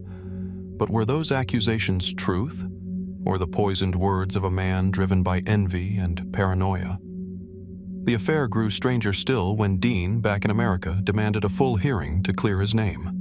Instead, Congress delayed, records vanished, and his reputation remained clouded. Frustrated, Deane eventually returned to Europe, where his fortunes declined further. In his final years, he wrote letters suggesting that America's struggle was hopeless, that reconciliation with Britain was inevitable. Some have interpreted these as evidence of disillusionment, even treason. Others argue they were the despairing words of a ruined man, broken by politics and betrayal. So what truly happened in Paris? Was Silas Deane guilty of corruption, exploiting the revolution for profit?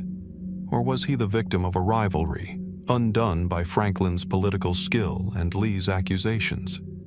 And what role did Franklin really play? Was he the wise diplomat, protecting America's interests by removing a compromised colleague? Or was he, in his silence and maneuvering, complicit in destroying a man who had once been his ally? Adding to the intrigue are the missing documents. Some of Deane's letters to Congress never arrived. Others may have been intercepted by British agents who were active in Paris and delighted in sowing division among American envoys. Franklin himself burned much of his private correspondence, leaving gaps that can never be filled. Were damning proofs of Deane's guilt destroyed, or exonerating evidence lost forever? The Franklin-Deane affair remains unresolved not because evidence is lacking, but because the evidence itself is contradictory. Each letter, each account seems to accuse another, weaving a web of suspicion without resolution. Historians still debate whether Deane was a villain, a victim, or something in between. Today, standing in the quiet gardens of Passy where Franklin once strolled, it is difficult to imagine the bitterness that passed through those rooms. The whispered accusations, the silent calculations, the choices that ruined reputations and shaped alliances. The chandeliers are gone, the voices stilled, but the mystery remains. So we ask, was Silas Deane betrayed by Franklin and Lee, undone by politics darker than the battles fought with bayonets? Or was he guilty of betrayal himself, his hands stained not with blood, but with profit? The Franklin-Deane affair lingers as a reminder that the revolution was not only fought on battlefields, but in salons and council chambers, where words could wound more deeply than muskets. And perhaps the most haunting question is this: did Franklin, the face of American wisdom in Paris, conceal more in silence than he ever revealed in words? From the tangled intrigues of diplomacy in Paris, where Franklin and Deane's alliance unraveled in smoke and suspicion, we return to the raw desperation of the battlefield. Here, the mystery was not whispered in salons, but measured in ounces and grains, in the black dust that determined whether muskets would roar or remain silent. The American Revolution was fought not only on strategy and courage, but on the fragile supply of gunpowder. And yet, throughout the war, shortages appeared at critical moments, shortages that remain puzzling even today. Imagine Boston in the summer of 1775, the siege in its early days. Thousands of colonial militia encircled the city, muskets in hand, their spirits high after Bunker Hill. But within the powder magazines, the barrels were nearly empty. By some accounts, Washington discovered on taking command that his army had less than 9 rounds of ammunition per man. Others claim it was worse still, that scarcely half a pound of powder remained for the entire force. Victory or defeat balanced not on numbers or courage, but on the unseen weight of a few kegs of powder. How did it come to this? At first glance, the explanation seems obvious. America had no powder mills of its own, at least not in sufficient number.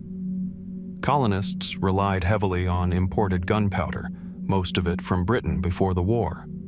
When rebellion broke out, supplies collapsed.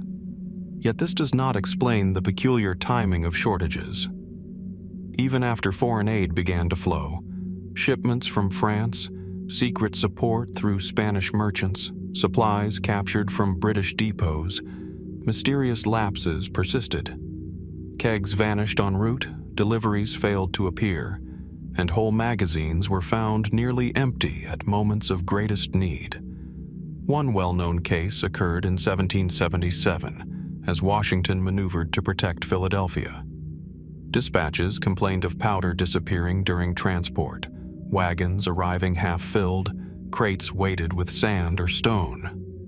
Was this simple theft, opportunists along the supply lines enriching themselves at the Army's expense? Or was something more deliberate at work? Some historians argue that sabotage may have played a role. British intelligence, aware of America's precarious supply lines, could have targeted powder shipments, intercepting or substituting them with worthless cargo. Reports exist of vessels bound for American ports vanishing mysteriously, their holds laden with munitions that never arrived. Were they sunk by storms, captured by privateers, or quietly bought off in shadowy exchanges? Each explanation is possible, but none fully proven. There are also darker suspicions. Could American officials themselves have been complicit? The revolution was not free of corruption, and fortunes were made in the trade of arms and powder. Letters from the period complain of inflated contracts, missing shipments, and merchants hoarding supplies to drive up prices. If so, then the Army's suffering may have been the result not only of enemy action, but of betrayal from within. Patriots profiting even as soldiers starved for powder. The mystery deepens further with reports of kegs that did arrive but proved useless. Damp, spoiled, or deliberately adulterated, they failed to ignite. In some cases, entire batches were said to have been mixed with charcoal and dust, reducing their potency to a fraction of what was expected. Was this mere incompetence, the result of poor production and storage in makeshift colonial mills? Or was it deliberate sabotage, carried out by Loyalists hidden within the ranks of supply? Even Washington himself expressed unease. In his letters, he repeatedly lamented the erratic flow of powder, noting how often expectations fell short. At times he suspected negligence. At others, he hinted at treachery. In August 1775, he wrote that he could not account for the disappearance of powder shipments, fearing some villainous deception. His words suggest that the commander-in-chief himself did not fully trust the explanations offered. And yet, amidst the shortages, there were sudden windfalls, mysterious appearances of powder just when it was most desperately needed. Ships arrived in port with cargoes unannounced, as though by providence. Captured British supplies appeared in American hands almost too conveniently. Was this coincidence, or did unseen hands manipulate scarcity and abundance alike, pulling strings in a shadow war fought not with armies but with barrels of powder? Theories abound. Some suggest the shortages were partly staged, dramatized by Washington and others to compel Congress and foreign allies into greater support. If reports of desperation reached Paris and Madrid, might they not have accelerated the flow of aid? In this view, the shortages were real but exaggerated, a weapon of persuasion rather than an accident of supply. But others insist the mystery cannot be explained away so neatly. Too many reports, too many vanished shipments, too many kegs gone missing without trace. Was there, hidden beneath the battles we know, another layer of the revolution? A clandestine war over powder, with spies, profiteers, and traitors ensuring that the Continental Army never quite had enough to feel secure. Standing in the old powder magazines that still survive, stone chambers cool and silent, the air feels heavy with the memory of that fragility. Muskets on the battlefield were useless without the fine black grains stored here. And when those grains disappeared, so too did the certainty of victory. So what truly explains the mysterious gunpowder shortages? Were they the result of incompetence, corruption, or sabotage? Were they manipulated as propaganda to make allies act faster? Or were they a combination of all these, a web of accident and design woven too tightly to unravel now? The records leave us only fragments, complaints in letters, rumors of betrayal, sudden gaps in the ledgers. The powder itself is gone, consumed in battle or vanished without a trace. And so we are left with the most unsettling of questions. Was America's Revolution nearly lost, not on the battlefield, but in the shadows of supply, where unseen hands made powder vanish into silence? From the shadow of vanished powder and supply lines clouded with suspicion, we move to the final great act of the Revolution, the Siege of Yorktown in 1781. A battle remembered for its cannon fire and redoubts, for the surrender of Cornwallis and the symbolic end of Britain's grasp on the colonies. Yet beneath the well-known story of victory lies a quieter mystery, one buried deep in the earth. At Yorktown, whispers of hidden tunnels and subterranean passages persist, structures whose full purpose and origin remain uncertain even today. Picture the scene. October nights along the York River, the air thick with the acrid smell of smoke. French and American guns roar in unison, their shells arching across the sky to crash into British defenses. Dirt flies, palisades splinter, the ground trembles. Yet beneath the chaos of cannonades and musket fire, something else is happening. Men dig. By lantern light, shovels bite into soil, carving zigzag trenches and winding saps that inch closer to British lines. Siege warfare was as much about earth as iron, and at Yorktown, the ground became a battlefield in its own right. The official records describe these trenches clearly enough. Engineers, many of them French, laid out parallels and redoubts with precise geometry, their lines converging on the enemy's strongholds.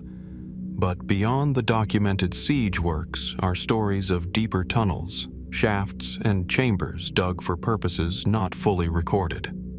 Some were said to be communication passages, linking hidden outposts. Others were escape routes, planned but never used. And some, local lore insists, extend far beyond the battlefield itself, winding under the town of Yorktown, their origins stretching into obscurity. What truth lies beneath these claims? Archaeologists working in Yorktown have confirmed the existence of several subterranean features, some dating back before the Revolution. Yorktown was an old colonial port, and tunnels may have been cut for storage, smuggling, or drainage. Yet their precise extent remains unknown. Visitors in later centuries reported stumbling upon bricked-up passageways, narrow shafts leading into darkness, or collapsed vaults hidden beneath ordinary houses. Were these remnants of British defensive works, French siege mines, or something older, folded into the Revolution's final chapter by coincidence? Some historians propose that British troops themselves may have expanded tunnels beneath their fortifications during the siege. Subterranean works were not uncommon in 18th century warfare. Mines could be dug under enemy walls and filled with powder, intended to collapse defenses with a sudden blast. Yet at Yorktown, no such explosion is recorded.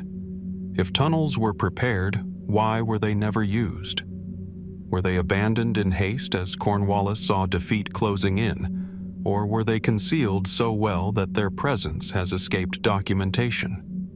Adding to the mystery are local legends that describe secret escape attempts by British officers through these underground passages. Cornwallis, it is said, may have sought to flee through hidden routes when his surrender became inevitable. The story is almost certainly exaggerated. His attempted escape came by boat across the York River, thwarted by storm winds. Yet the persistence of tunnel lore suggests that contemporaries believed in the existence of subterranean paths. Did they spring from rumor in the confusion of surrender, or from glimpses of real, half-finished works now lost to time? There is also speculation that the tunnels were later repurposed in secret ways. Some suggest they may have been used by smugglers in the years following the Revolution, exploiting the chaos of abandoned siege works to hide contraband. Others claim Civil War soldiers encountered them decades later, stumbling into chambers they could not explain. A handful of 19th century travelers wrote of exploring strange underground corridors in Yorktown, their walls damp with age, their origins unclear. Were these revolutionary relics or colonial cellars misremembered as something grander? The mystery is heightened by what remains sealed. In Yorktown today, beneath quiet streets and restored homes, archaeologists acknowledge there are still unexplored cavities. Ground-penetrating surveys reveal anomalies, hollows where there should be solid soil, lines where no documented structure stands. Some have been probed, others left untouched. The town's delicate preservation makes excavation difficult, and so the secrets remain buried. So what, then, do these tunnels tell us? At the simplest level, they reflect the grinding reality of siege warfare. Men forced to burrow like moles beneath the earth, their survival dependent on trenches and mines. But could they also hint at something more elusive? Attempted escape, unrecorded engineering, or perhaps forgotten layers of Yorktown's past folded seamlessly into revolutionary legend? Theories range widely. Perhaps the tunnels were purely practical, and their mystery lies only in incomplete documentation. Perhaps they were meant for secret communications, carrying messages beneath the bombardment. Perhaps they are older still, remnants of colonial smugglers, reinterpreted by later generations as part of the revolution's climax. Or perhaps they were deliberately concealed after the war, their purposes better left unspoken. Standing today on the fields of Yorktown, where monuments gleam and tourists trace the lines of trenches, now gentle depressions in the earth, the silence is profound. The guns have gone quiet, the river flows steadily, and the ground itself keeps its secrets. Somewhere beneath those fields may still lie chambers filled with collapsed earth, tunnels ending in bricked-up walls, paths that once carried men through fire and desperation. And so the question lingers. Were the Yorktown tunnels simply the forgotten tools of siegecraft? Or are they the buried arteries of a story still waiting to be uncovered? From the hushed earthworks of Yorktown, where tunnels whisper of forgotten passageways, our path takes us southward into the Carolinas, into one of the Revolution's bloodiest and most disputed events. If Yorktown marked the war's closing act, the Waxhaws was its savage crescendo, a place where the line between battlefield and butchery blurred. What remains unresolved is not only the horror of that day, but the orders, or lack thereof, that unleashed it. Picture the scene. May 29th, 1780. The sun burns hot over the Waxhaws region of South Carolina, where a band of weary American soldiers under Colonel Abraham Buford retreats after the fall of Charleston. Dust clouds rise with every hoofbeat and footstep, the men carrying what remains of their arms and baggage, their morale frayed by weeks of defeat.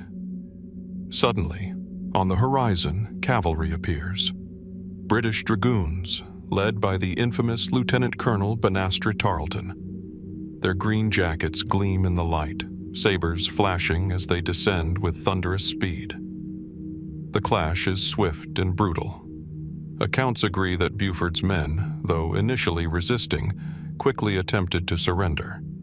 White flags were raised, muskets lowered. Yet the slaughter did not stop. British sabers rose and fell, cutting down men who no longer fought back. By the time silence fell across the fields, more than 100 Americans lay dead or dying, many hacked to pieces by cavalry blades. It would become known as the Waxhaws massacre. But the question that has haunted history is simple. Why did it happen? The Patriot account was immediate and furious. Survivors claimed that Buford's men had clearly surrendered, that Tarleton's forces continued killing indiscriminately, ignoring all rules of war. Newspapers called it deliberate butchery, seizing upon the phrase, Tarleton's quarter, a grim slogan implying that no mercy could be expected from his command. The massacre inflamed Patriot resolve in the South, driving recruits to arms and painting Tarleton as a monster. But British accounts tell a different story. According to Tarleton and his officers, The slaughter was not ordered but accidental, a product of confusion. In their version, just as Buford's men began to lay down their arms, Tarleton himself was shot from his horse. His dragoons, believing their commander mortally wounded during an attempted surrender, erupted in fury. In the chaos, discipline broke, sabers fell indiscriminately, and the massacre unfolded not from command but from rage. Which version is true? If the Patriots are right, then Waxhaws was one of the most deliberate atrocities of the war, a moment when British command sanctioned brutality to terrify the colonies into submission. If the British are correct, it was tragedy born of battlefield confusion, a bloody accident without malicious intent. Yet the lack of surviving orders leaves us in the dark. Did Tarleton instruct his men to give no quarter, to crush resistance utterly? Or did the killing spiral beyond his control? The mystery deepens when we look at Tarleton's reputation. Even before Waxhaws, he was known for ruthless efficiency, striking with speed and ferocity. After Waxhaws, his image as Bloody Tarleton only grew, reinforced by Patriot propaganda and by the memories of survivors who insisted mercy was denied. But was this reputation built on truth or carefully cultivated myth? American leaders understood that atrocity stories could rally the populace. Was Waxhaws deliberately emphasized, its horror exaggerated to strengthen patriot resolve? Yet the brutality was undeniable. Eyewitnesses described men cut down while pleading for mercy, bodies mutilated where they lay. Such consistency in testimony suggests more than simple confusion. If Tarleton never gave a direct order, did he at least fail to stop the killing once it began? In the silence of history, we cannot know if his shouted commands, if any were given, were ignored, unheard, or never spoken at all. Speculation persists that the truth may lie in missing documents, dispatches written in the aftermath, reports censored or destroyed. Tarleton himself, writing years later in defense of his conduct, had every reason to soften his role. Were his official reports altered to preserve honor, to frame Waxhaws as misfortune rather than policy? And if orders were ever given to show no quarter, who might have suppressed them? Local lore adds further shadows. In the Waxhaws region, stories linger of buried letters, of British officers privately acknowledging that the massacre was no accident. Others whisper of deliberate terror tactics, aimed at breaking Southern resistance through fear. But without hard evidence, these stories remain only whispers, echoes of outrage preserved by memory and passed through generations. Standing on the Waxhaws battlefield today, the ground is quiet, marked by monuments but little else. The grass sways gently, the fields are open, and silence reigns where once screams filled the air. Visitors walk paths bordered by plaques, yet the earth beneath their feet may still hold fragments of truth, buttons, blades, or bones that speak more eloquently than words. So what truly happened at Waxhaws? Was it calculated brutality, an atrocity sanctioned by command? Was it chaos unleashed by a single bullet striking Tarleton from his horse? Or was it something more complex, a blend of rage, confusion, and indifference, later shaped into legend by both sides for their own ends? The Waxhaws massacre remains not only a horror, but an enigma. No written order survives. No definitive account resolves the contradictions. What endures instead is its legacy, the way a single bloody moment transformed the South, fanning anger into resistance, ensuring that the revolution's flame burned hotter still. And so we are left with a haunting question. Were the fields of Waxhaws stained by deliberate command, or by chaos too dark to untangle?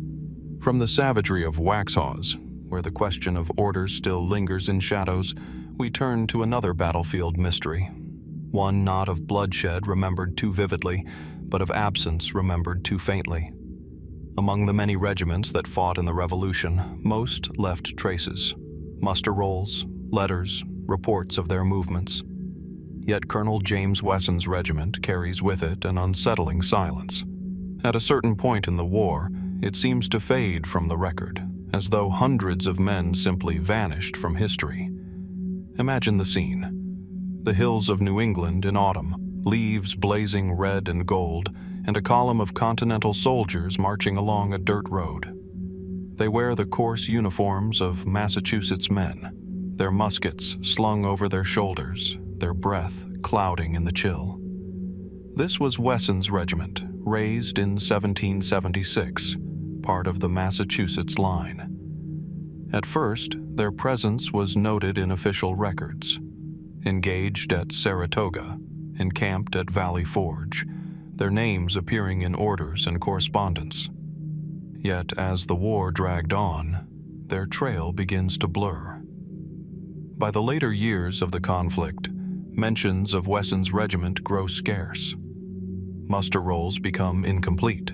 Reports fall silent.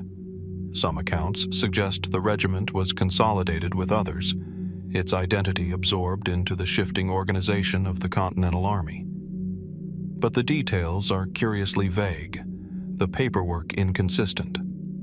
Did these men quietly melt into other units, or did something more mysterious occur? Mainstream historians point to the bureaucratic chaos of the war. Regiments were frequently reorganized, companies transferred, names altered. In the midst of supply shortages, desertions, and disease, it is unsurprising that records faltered. Wesson's regiment, they argue, simply ceased to exist as a distinct body, its men redistributed without clear notation. Perhaps it was not disappearance but paperwork that failed, the silence of clerks rather than the silence of graves. Yet speculation persists because the gaps feel too wide, too abrupt. In certain dispatches, Washington refers to the regiment's expected movements, yet no follow-up confirms their arrival. Letters mention detachments sent on missions, but no return is recorded. In one case, a report of men marching south toward New Jersey is never matched with an arrival notice. Were they delayed, absorbed, or lost altogether? Some theories suggest the regiment may have suffered a catastrophic loss that was quietly concealed. Disease swept through camps often. Entire companies could be decimated in weeks. Did Wesson's men succumb to fever or smallpox, their deaths hidden in vague reports to preserve morale? Others imagine a more sinister fate. Could a detachment have been ambushed in the wilderness, their bodies left unrecorded, their erasure from the rolls deliberate to mask the scale of the disaster? Local folklore adds its own layers. In parts of New England, stories endure of a lost regiment that never returned from a march south. Farmers told of hearing musket fire in distant woods, yet no battle was reported. Families waited for sons who never came home, their names missing from casualty lists as though they had never existed at all. Were these simply the distortions of memory, grief reshaped into legend? Or do they point to an episode scrubbed from the official record? The mystery is sharpened by the figure of Colonel James Wesson himself. A respected officer from Massachusetts, he appears in early war correspondence as diligent and capable. Yet after 1780, even his own trail grows faint. He seems to have faded into obscurity, mentioned only sporadically, as though he too had been swallowed by the gaps that consumed his regiment. Did he fall from favor? Did illness end his career quietly? Or did knowledge of his men's fate accompany him into silence? What complicates the story is that the Revolution was a war of both action and erasure. Not every skirmish was recorded, not every loss admitted. Commanders sometimes obscured defeats to protect reputations or conceal weakness from the enemy. If Wesson's regiment met disaster, whether through battle, ambush, or plague, might its absence from records have been intentional, a deliberate omission to prevent scandal or despair? There are, of course, more practical explanations. Some researchers believe the regiment's identity was dissolved during the sweeping reorganization of 1781, its men scattered into other Massachusetts units without clear notation. If true, the vanishing was administrative, not mysterious. Yet the lack of clarity leaves room for imagination, and in that room, legends grow. Standing today on the grounds of old encampments, Valley Forge, Saratoga, the windswept fields of New Jersey, it is easy to sense the presence of men whose names history has misplaced. Perhaps Wesson's soldiers stand among them, their footsteps lost in the muddle of war, their fates unmarked, yet not forgotten. Or perhaps their story is stranger still, an unrecorded march, a forgotten battle, a regiment swallowed by silence. So what became of Colonel Wesson's regiment? Did its men live on, folded quietly into other ranks? Did disease or disaster erase them before clerks could write their names? Or did something darker happen, an episode hushed and hidden, leaving only absence where records should stand? The truth may remain forever out of reach. The documents are incomplete, the letters fragmented, the memories faded. All that remains is the unsettling silence of a regiment that once marched proudly under its own banner, then disappeared into history's shadows. And so we are left to ask, were Wesson's men simply forgotten by careless record-keeping, or do the fields of the Revolution still conceal the resting place of a regiment that vanished without a trace? From the silence of a regiment that vanished into history's gaps, we return to the figure whose name has come to define betrayal itself, Benedict Arnold. His treason at West Point is well known, his flight to British lines infamous.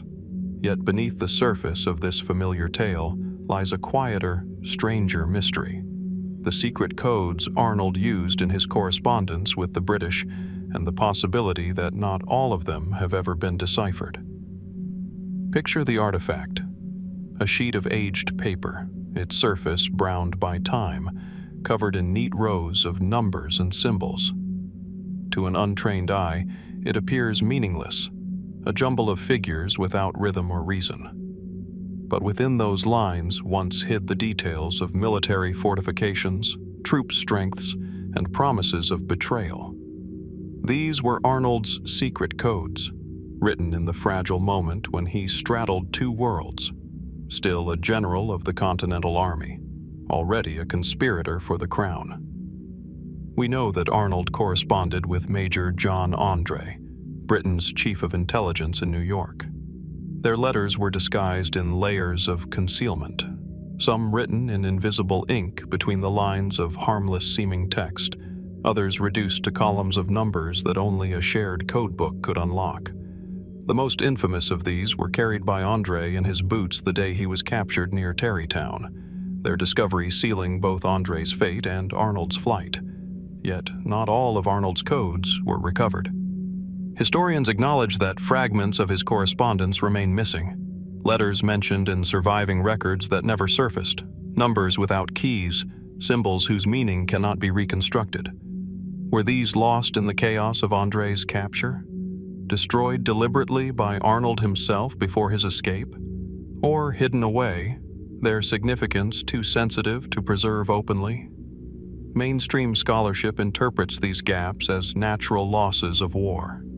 Paper was fragile, couriers unreliable, secrecy paramount. But the persistence of unexplained fragments has given rise to deeper questions. Did Arnold develop multiple systems of code, some of which remain undeciphered? If so, what messages might they contain? Further details of his treason or revelations about accomplices never named? There are tantalizing hints. Surviving coded messages use the Culper rings method of numerical substitution, but some symbols appear that do not match known codebooks.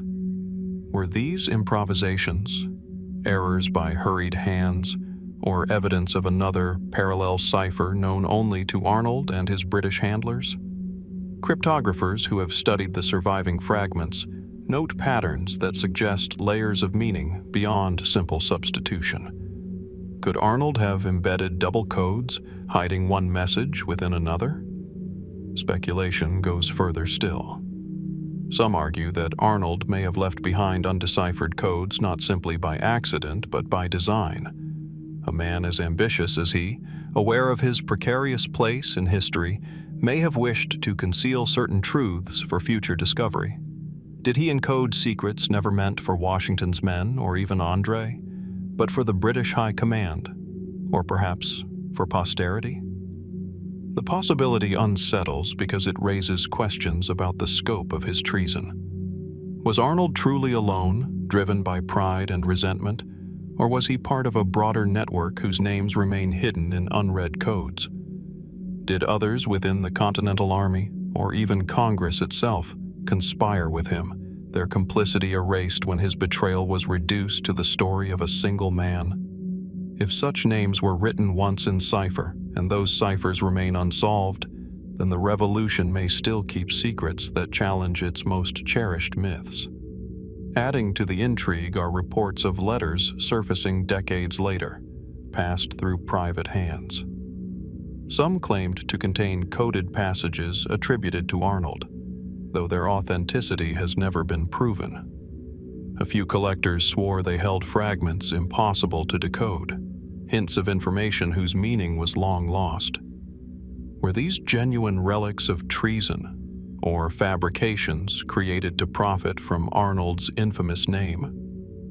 And then there is the question of what the British themselves preserved. Not all of Arnold's letters would have passed through André's hands. Some surely reached New York safely, their codes deciphered by British intelligence. Yet when British archives were later examined, the expected troves of Arnold's correspondence were conspicuously thin. Did the Crown destroy them to erase embarrassing details of how deeply they had cultivated treason? Or do they remain locked away, still hidden in collections inaccessible to historians? Today, the surviving coded letters can be seen under glass in archives, their neat rows of numbers staring back in silence. Modern cryptographers pore over them with software Arnold could never have imagined, yet still the fragments resist full clarity. They are like voices heard through walls, hints of words, but never the whole. So what do Benedict Arnold's secret codes conceal? Are they simply fragments of treason already known? Redundant details of West Point's defenses? Promises of loyalty to the Crown? Or do they hint at stories still untold? Accomplices unnamed, operations forgotten, motives more complex than pride and money alone. Standing at West Point today, the Hudson River rolling dark beneath its cliffs, one cannot help but imagine those hidden words. Somewhere in the numbers and symbols may lie truths that could reshape how we see Arnold, not merely as a lone traitor, but as a man entangled in a web we have yet to uncover. And so we are left with a haunting question. Do Benedict Arnold's secret codes still guard the final secrets of the Revolution, waiting for a key that has not yet been found? From the silence of Benedict Arnold's secret codes, symbols and numbers that may still conceal truths, we turn now to another silence, this one struck in metal rather than ink. The Liberty Bell, today an icon of American independence, stands cracked and motionless in Philadelphia. But during the Revolution, it disappeared. Hidden from British eyes, its fate for a time was unknown even to the people who cherished it. And the mystery of how and where it was concealed has given rise to enduring speculation. Picture Philadelphia in September of 1777. The air is tense, the cobblestone streets filled with rumor. General William Howe's British Army marches steadily toward the city, and panic ripples through the patriot population. Philadelphia, seat of the Continental Congress, is about to fall. Within the Pennsylvania State House, today known as Independence Hall, the great bell hangs silent in its tower. Cast decades earlier, it had already rung for assemblies and proclamations, and, according to later tradition, tolled on July 8, 1776, to announce the Declaration of Independence. Now it stood in danger of becoming spoils of war. For the British were not merely conquerors of cities, they were takers of resources. Bells, especially large ones, were prime targets. Their bronze and copper could be melted into cannon and shot. To leave the Liberty Bell hanging in Philadelphia was to risk its destruction, its very material transformed into weapons against the cause it symbolized. And so, in haste and secrecy, the Patriots removed it. The details, however, blur into uncertainty. The most common account tells that the bell was lowered from the State House tower, loaded onto a wagon, and spirited away under cover of night.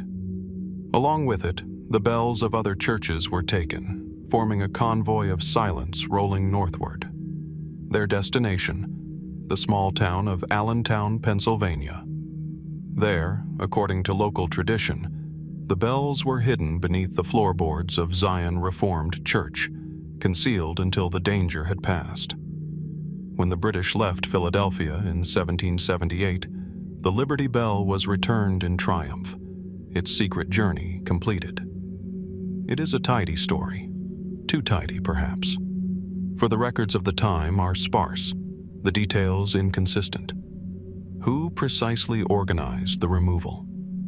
How did they transport such a heavy, fragile object over rough country roads without drawing attention? And why, in an age when correspondence chronicled even the most mundane acts, are there so few surviving documents describing the hiding of a bell so significant? Historians generally accept the Allentown account, supported by local tradition and later testimony.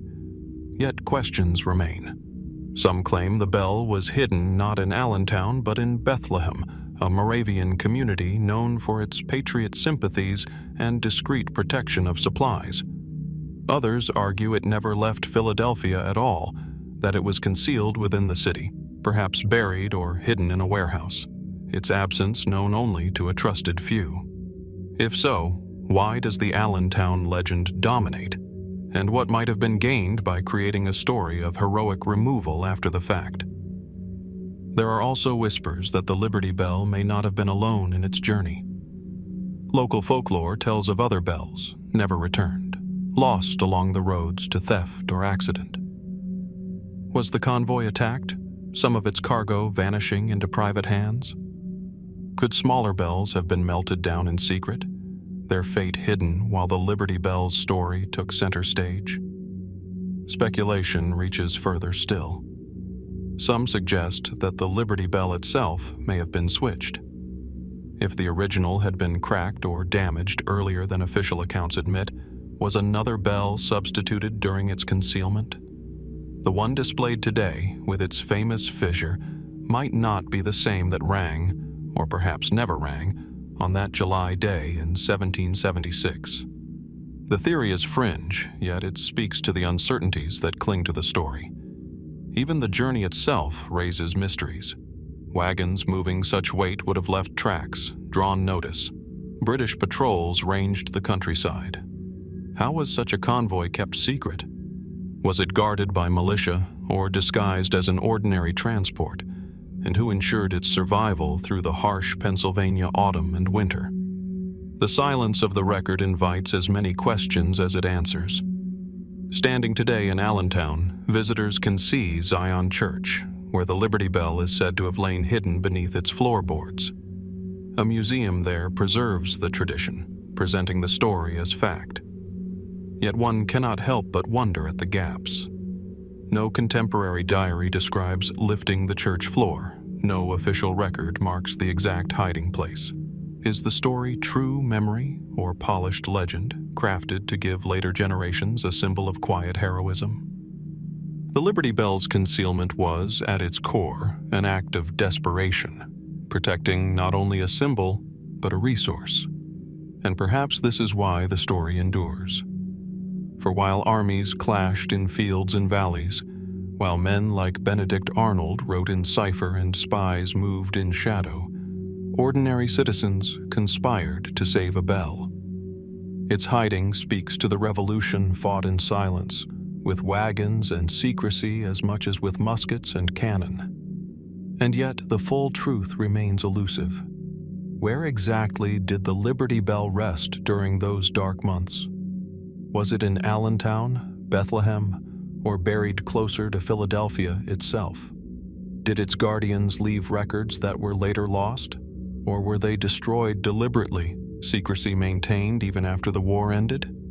The Liberty Bell, cracked yet enduring, speaks today as a symbol of independence. But behind its silent face lies a mystery that still echoes. In the desperate year of 1777, where was the Liberty Bell truly hidden? From the silence of the Liberty Bell, hidden away in secrecy as Philadelphia trembled, we turn to another silence, that of a man whose voice once rang loudly in the Revolution, only to fade in mystery. Charles Lee, second only to Washington in rank during the early days of the war, died in 1782. His death was not in battle, but in a modest Philadelphia tavern. And yet the circumstances of his decline, the contradictions in his character, and the secrecy that seemed to cling to him even in his final hours, leave us with questions that have never been fully answered. Picture him not as marble statue, but as he was remembered. Tall, angular, sharp-eyed, with a manner both brilliant and abrasive. An English-born officer who had fought across Europe, Lee came to America with the experience of a soldier of fortune. His confidence was immense, his contempt for authority equally so. When the Revolution began, many believed he, not Washington, should lead the Continental Army. For a time, he was seen as indispensable, but his story turned, suddenly and strangely, into disgrace and decline. The most infamous moment came at the Battle of Monmouth in June 1778. Lee, commanding American forces, ordered a retreat in the face of British advance. Washington arrived, furious, and confronted him on the field. The battle was salvaged, but Lee's reputation was not. He was court-martialed, suspended, and soon after left the army in bitterness. From that moment on, his role in the Revolution was eclipsed, his loyalty questioned. Yet, what makes Lee's later life and death so mysterious are the fragments of evidence that suggest something more than simple incompetence. In 1862, nearly a century after his death, documents were uncovered in the British archives, papers that indicated Lee, while a prisoner of war in 1776, had drawn up plans for the British on how best to crush the Continental Army. If true, this meant that one of Washington's highest officers had offered his expertise directly to the enemy, a traitor, not in rumor, but in ink. So when Charles Lee died in 1782, at the age of 50, was his death simply the result of illness, or was it shadowed by the weight of secrets too dangerous to survive him? Officially, Lee died of a fever in Philadelphia. Accounts describe him falling ill at a tavern, his health deteriorating swiftly, his body laid to rest in Christ Church. Yet even in his final hours, strangeness lingers. He left no family behind, no heirs to speak his defense. His estate was contested, his writings scattered, and the rumors began almost immediately. Some whispered that his death was hastened, not by fever alone, but by poison, retribution perhaps for his suspected treachery. If he had indeed advised the British, might patriots who knew of his betrayal have silenced him before more could be revealed? There is no proof, but the speed of his decline invited speculation. Others suggested that Lee himself had been haunted by his choices, his health collapsing under the strain of disgrace. Letters from his last years reveal bitterness, isolation, and paranoia. He quarreled with allies, insulted Congress, and lived increasingly on the margins of respectability. Was his death less a matter of conspiracy and more the result of a body worn thin by years of conflict, fueled by a mind at war with itself? Still, there is the matter of his writings. Lee left behind manuscripts, notes, and political tracts.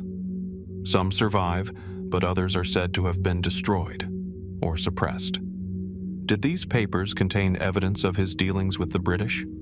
Did they reveal thoughts about Washington, whose rise eclipsed his own?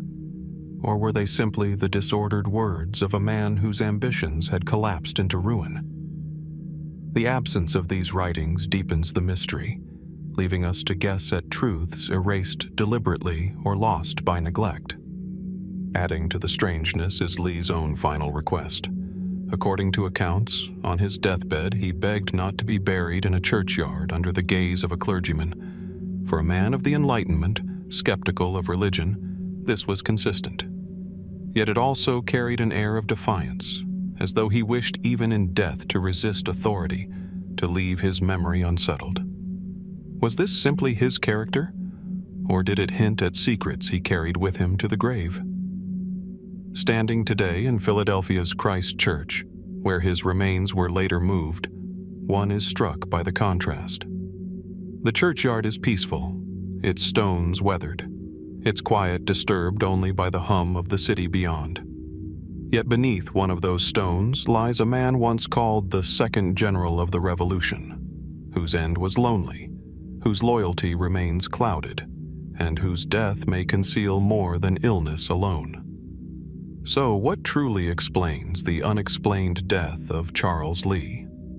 Was it the natural result of fever, hastened by years of bitterness and decline? Was it a final act of quiet retribution against a man who had betrayed his cause? Or was it something subtler still, the slow erasure of a figure whose contradictions proved too great for history to reconcile?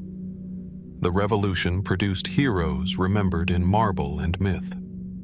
Charles Lee, by contrast, lingers in shadows.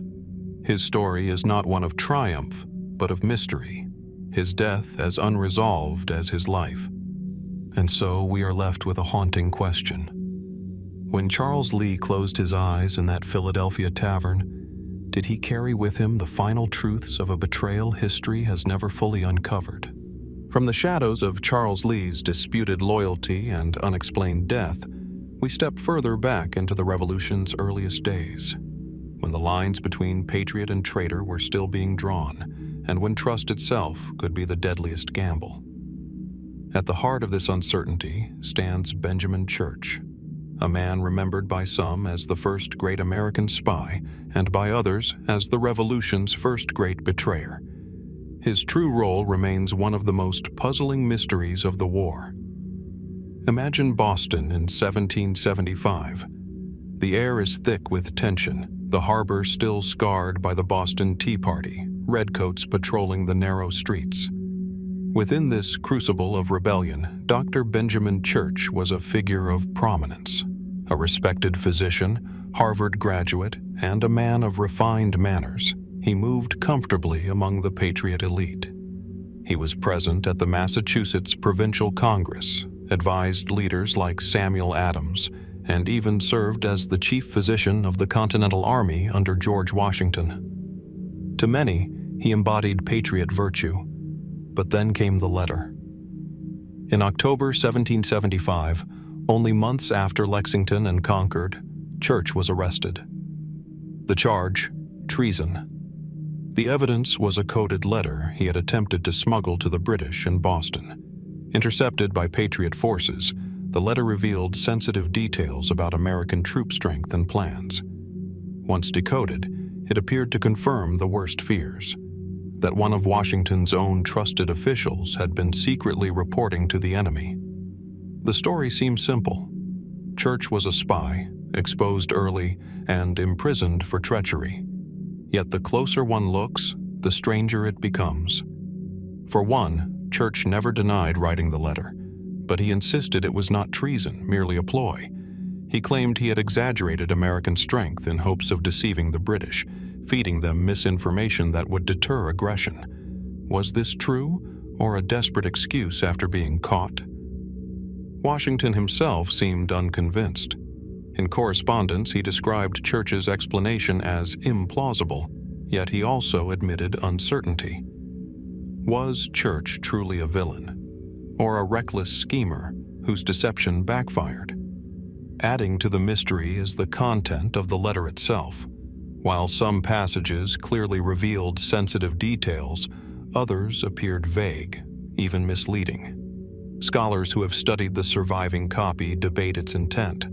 Was it valuable intelligence, or crafted half-truths meant to misguide?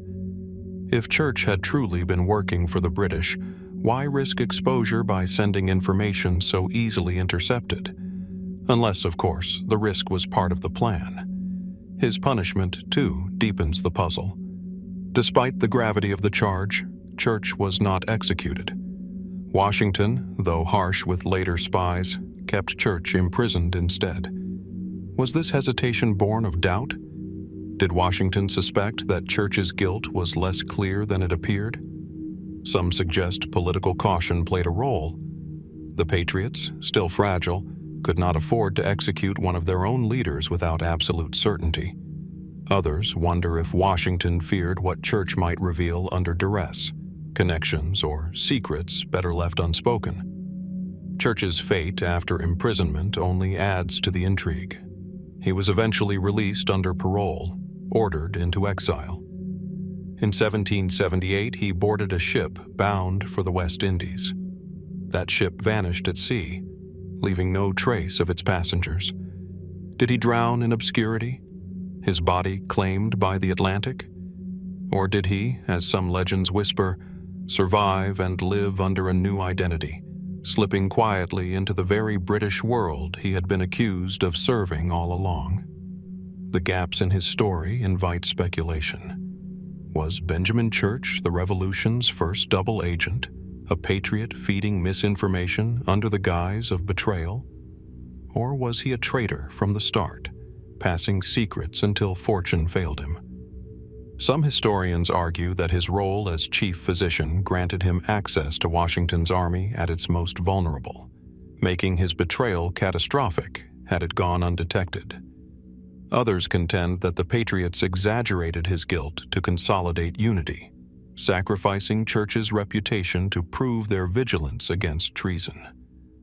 What complicates the case further is how little we know of his true motivations. He was wealthy, well-connected, and respected.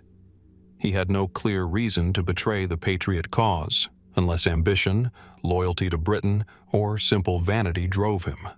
Or perhaps, like many caught between rebellion and empire, he sought to straddle both sides, hedging his future on whoever emerged victorious. Standing today in Boston, where Church once walked among the Patriots, his story feels like a shadow cast against the Revolution's bright mythology. His name rarely appears alongside Adams, Hancock, or Revere, though he was once their peer. Instead, he lingers in obscurity, remembered chiefly for a letter, one whose intent remains contested, whose meaning may never be resolved. So what was the true role of Benjamin Church? Was he a spy who nearly altered the course of the war at its birth? A blundering deceiver whose gambit misfired? Or a convenient scapegoat sacrificed by a movement desperate to prove its moral clarity? The sea claimed his body, the archives preserve only fragments, and his silence remains louder than his defense. And so we are left with the question: was Benjamin Church America's first traitor, or its first shadow warrior, condemned by a history that never fully understood him? From the uncertain loyalties of Benjamin Church, a man whose letter still echoes with unanswered questions, we move northward to a place where silence itself became a mystery. Fort Ticonderoga, an outpost of stone and timber overlooking the waters of Lake Champlain, was a prize coveted by both armies. It had seen blood spilled in earlier wars, its walls shaken by cannon fire. But in the summer of 1777, it became the site not of thunderous battle, but of something far stranger, a silence that baffled both contemporaries and historians alike. Imagine the setting: dawn breaking over the waters, the mist lifting to reveal the looming shape of Mount Defiance rising above the fort. From its summit, one could see everything, every bastion of Ticonderoga, every ship and tent below. The British, under General John Burgoyne, recognized this high ground as the key to victory. In July 1777, they dragged cannon to its heights, a feat of staggering effort, and trained their guns upon the fort.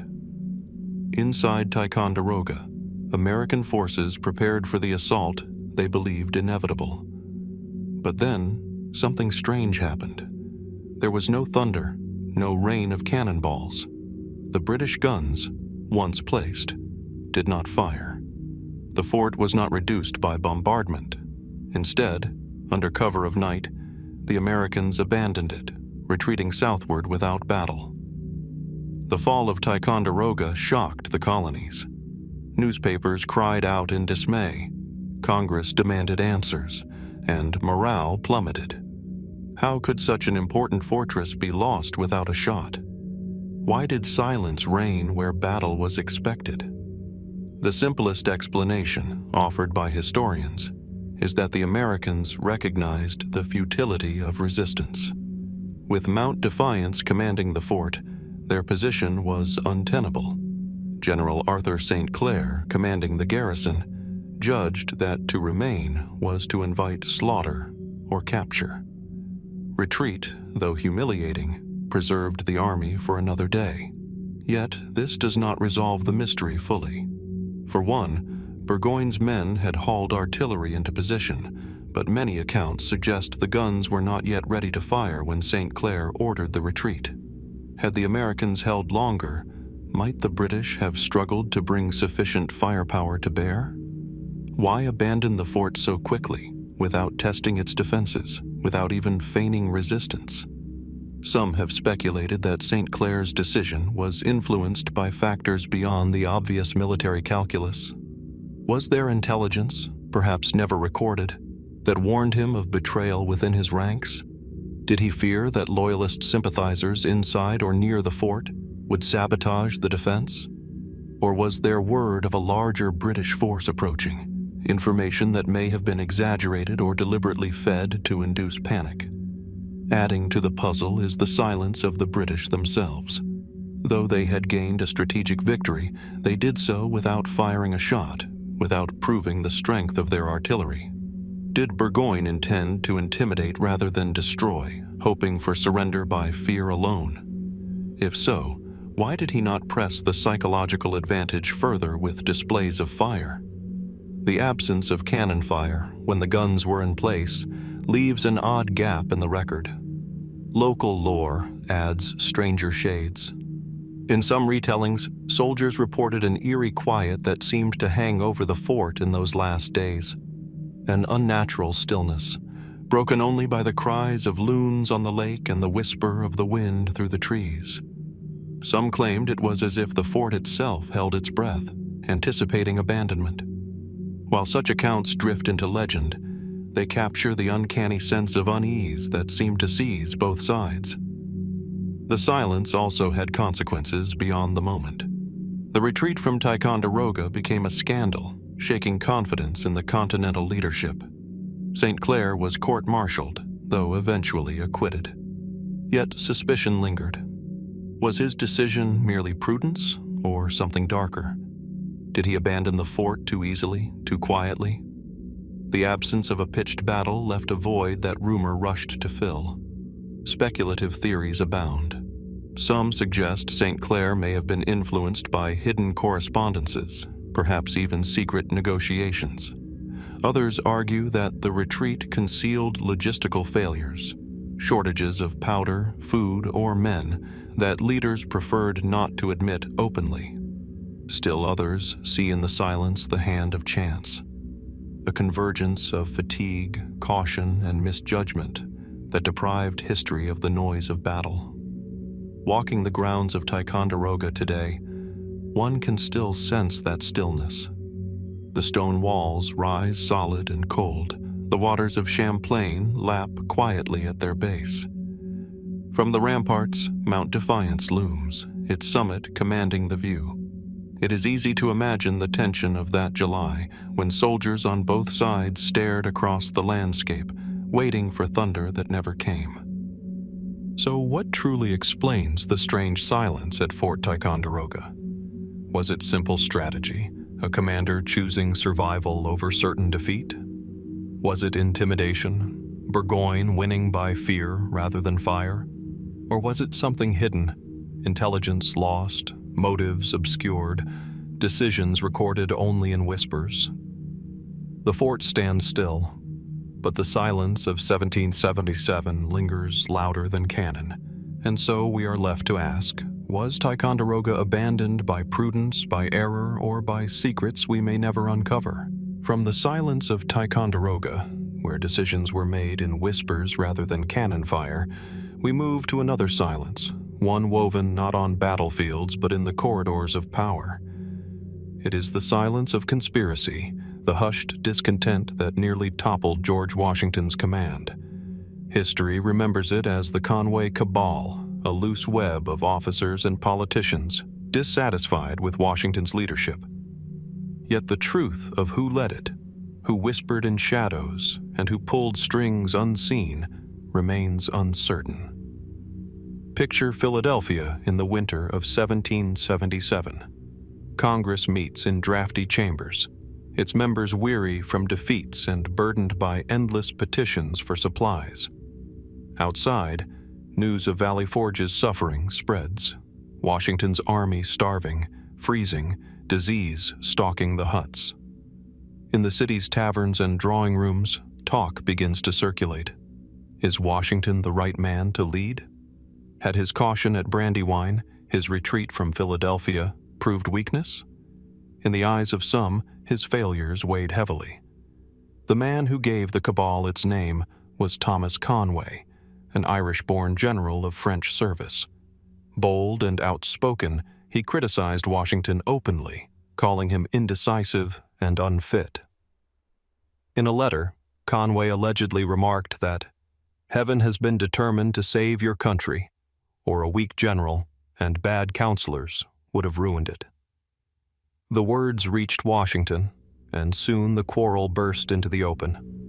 Conway resigned, the supposed cabal collapsed, and Washington's authority endured. So goes the familiar story. Yet the deeper mystery is this: was there more to the Conway cabal than a quarrelsome general and a handful of critics? Was there, hidden beneath the surface, a coordinated attempt to replace Washington with another leader? Perhaps General Horatio Gates, the victor of Saratoga. Evidence suggests that dissatisfaction with Washington was widespread. Gates had supporters in Congress, men who saw him as more aggressive, more decisive. Letters survive that hint at private meetings, at schemes to elevate Gates at Washington's expense. But these fragments never name names with certainty. Were they merely private grumblings, or part of a deliberate effort to shift power in the midst of war? Some historians argue that the term cabal was exaggerated, Washington's allies using it to smear rivals and unify support behind their general. In this reading, there was no organized conspiracy, just loose criticism that was magnified into threat. But others see in the silences of the record something more calculated. Why, for example, were certain letters between Gates, Conway, and their congressional allies destroyed or never preserved? Were they innocuous, or were they purged to conceal intent? Speculation points to figures within Congress itself. Delegates weary of Washington's demands, frustrated by defeats, may have quietly courted Gates. Were there secret dinners, private pledges of support, conversations unrecorded by quills but preserved in rumor? The very absence of documentation tempts the imagination. If there were leaders behind the cabal, they succeeded in erasing their traces. And then there is the strange case of Conway himself. Was he truly the mastermind or merely the scapegoat? His reputation as brash and indiscreet made him an easy target, but could others, more subtle, more cautious, have used him as a lightning rod, letting his words carry blame while they themselves remained hidden? If so, who were they? Names have been suggested. Thomas Mifflin, then serving as quartermaster general, certain members of Congress like Richard Henry Lee or Samuel Adams. None are proven, yet all were men with influence, and all had moments of friction with Washington. What makes the Conway cabal so enigmatic is not only the absence of proof, but the atmosphere of suspicion it left behind.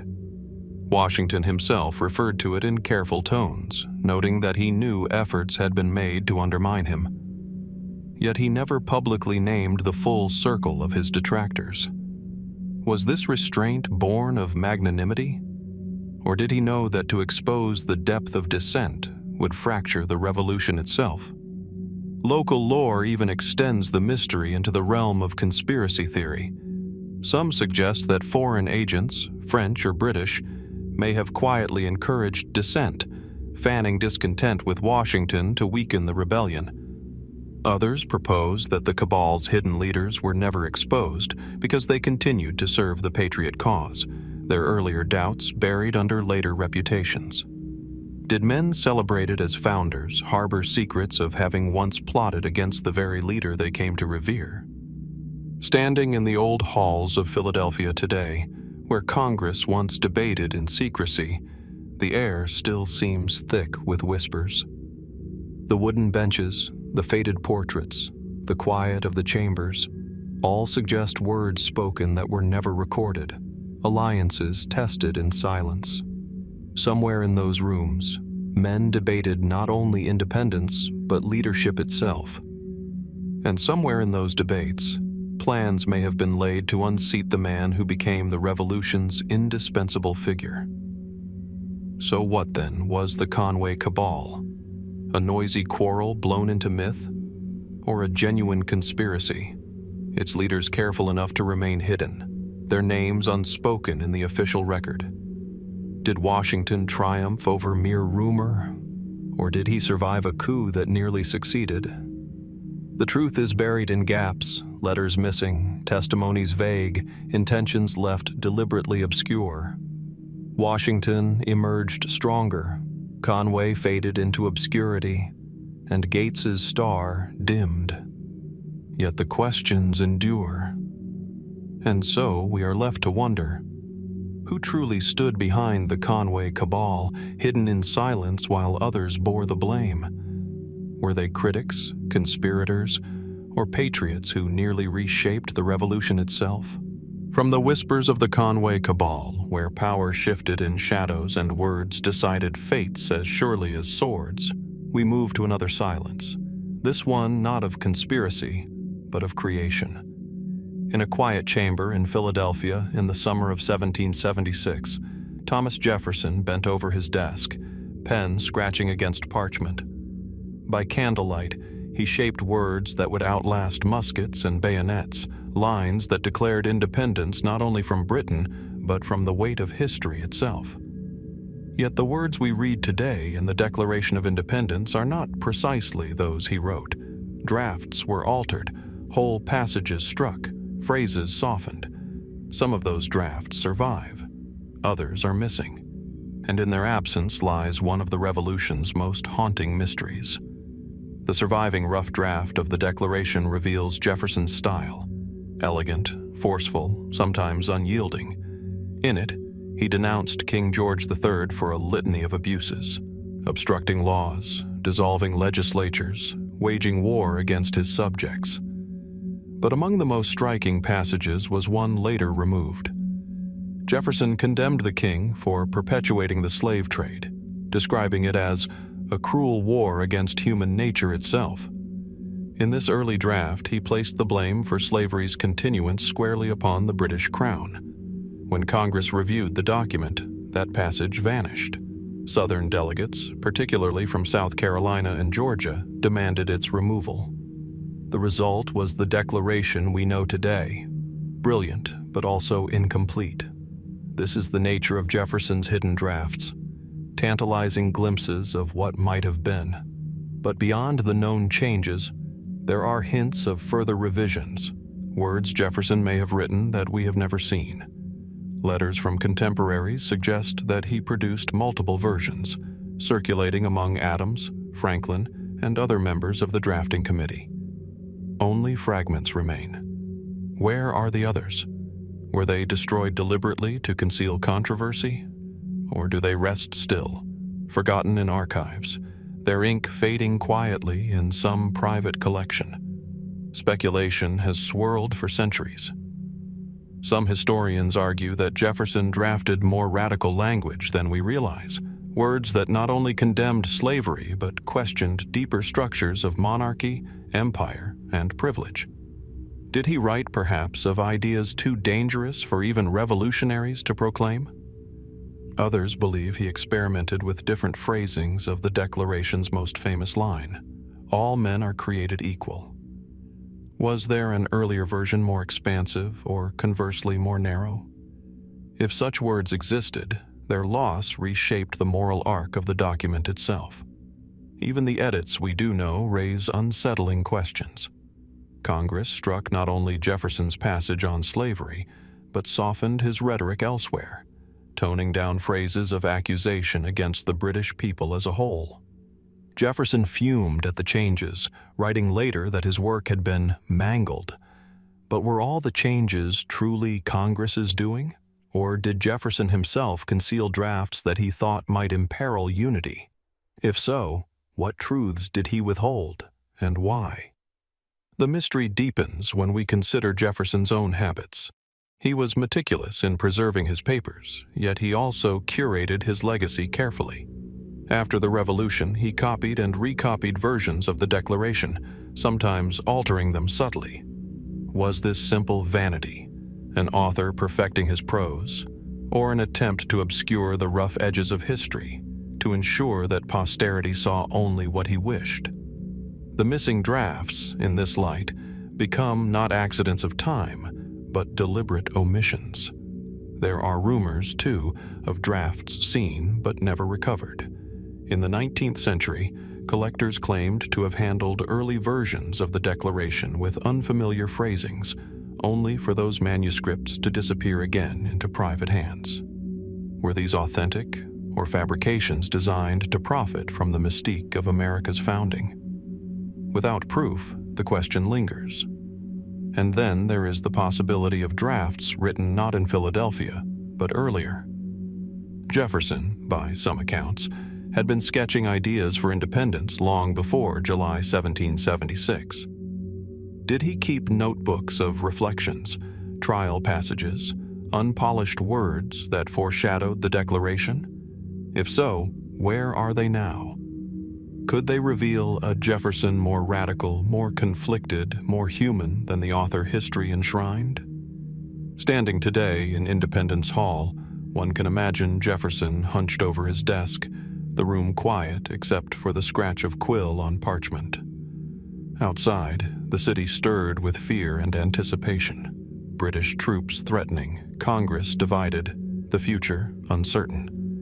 In that moment, Jefferson's drafts were not sacred.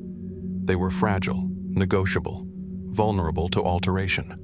The words we now hold as timeless truth were once mutable, debated, and discarded. So, what do Jefferson's hidden drafts tell us? They remind us that history's most sacred documents were once contested, fragile, and uncertain. They suggest that behind the clean lines of the Declaration lies a shadow text, words unsaid, pages unseen, thoughts erased. And they leave us with unsettling possibilities. What if those missing drafts contained not only moral clarity, but contradictions? What if they revealed Jefferson struggling with ideas he later chose to bury? The Revolution was not just a war of muskets and marches. It was a war of words. And in Jefferson's case, some of those words remain hidden. And so we are left to ask, what truths did Jefferson's missing drafts hold, and what might they reveal if ever they came to light? From Jefferson's hidden drafts, words written, erased, and concealed, we move from parchment to brick and timber, from the silence of lost manuscripts to the silence of hidden rooms. For not all Americans embraced the Revolution. Thousands remained loyal to the crown, and in the shadows of occupied cities and contested countryside, they built networks of secrecy. These were the Loyalist safe houses, homes that seemed ordinary on the outside, yet within their walls may have sheltered spies, soldiers, and fugitives. Their locations, their operations, and their true extent remain mysteries still. Picture New York City in 1778, its harbor crowded with British ships, its streets thrumming with redcoat patrols. To Loyalists, New York was a haven, the headquarters of British command. But across the countryside, in New Jersey villages, in Connecticut farmsteads, even in Pennsylvania towns, Loyalist families lived quietly, their sympathies hidden from neighbors, their barns and cellars serving purposes never spoken aloud. Some housed refugees fleeing patriot mobs.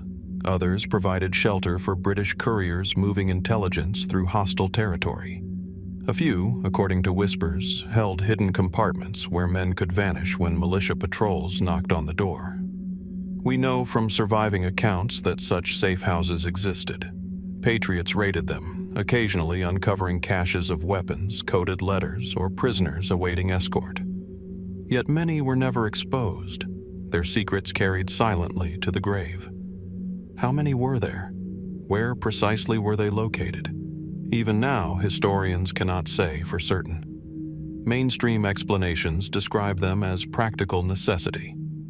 The Revolution was, in truth, a civil war. Families divided, communities fractured, neighbors turned against one another. In this climate, Loyalists needed protection. Safe houses offered refuge for those escaping harassment, as well as bases for British sympathizers working behind Patriot lines. But speculation reaches further. Were these homes merely hiding places, or were they part of a larger, coordinated network, an underground system rivaling the Patriots' own intelligence rings?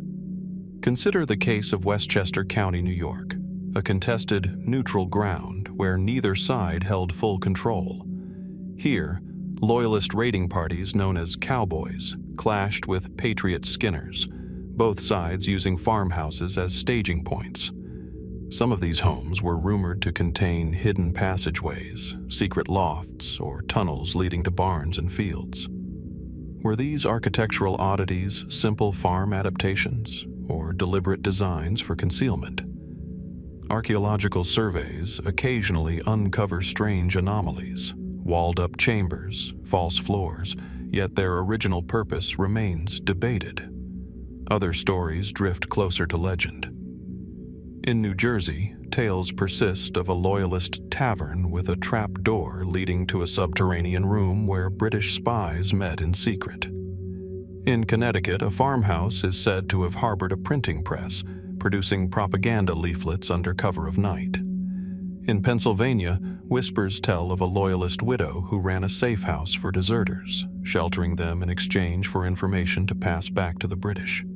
None of these stories are fully proven, yet each carries fragments of plausibility, enough to keep the questions alive.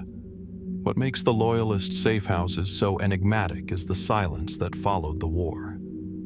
When independence was won, Loyalists were often driven out, exiled to Canada, the Caribbean, or Britain itself.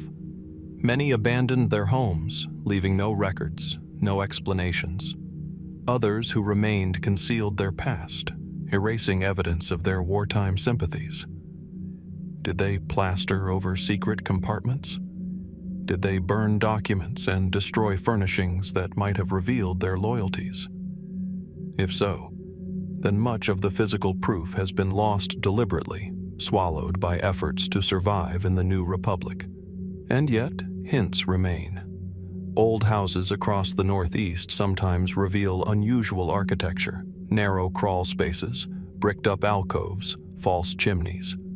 Were these part of ordinary colonial design, or traces of secretive use during the war? In some cases, local families pass down stories that this room once hid a British soldier, or that cellar stored weapons. Oral traditions preserve memory where documents fail. But can such stories be trusted, or are they embroidered over generations, legends growing from ordinary quirks of old houses? The deeper question is how organized these safe houses were. Were they isolated acts of loyalty, or part of a wider system sanctioned by British intelligence? Some historians argue that the British did indeed coordinate networks of sympathizers, especially in New York and New Jersey, using safe houses as waypoints for couriers and spies. If true, then the revolution was fought not only on open fields but in kitchens, attics, and taverns, where ordinary homes became nodes in a hidden war. And yet, the documentary record is fragmentary. British intelligence files where they survive are incomplete. Patriot records mention raids on Loyalist homes, but often without detail. The absence leaves us to speculate. How many such houses operated undetected?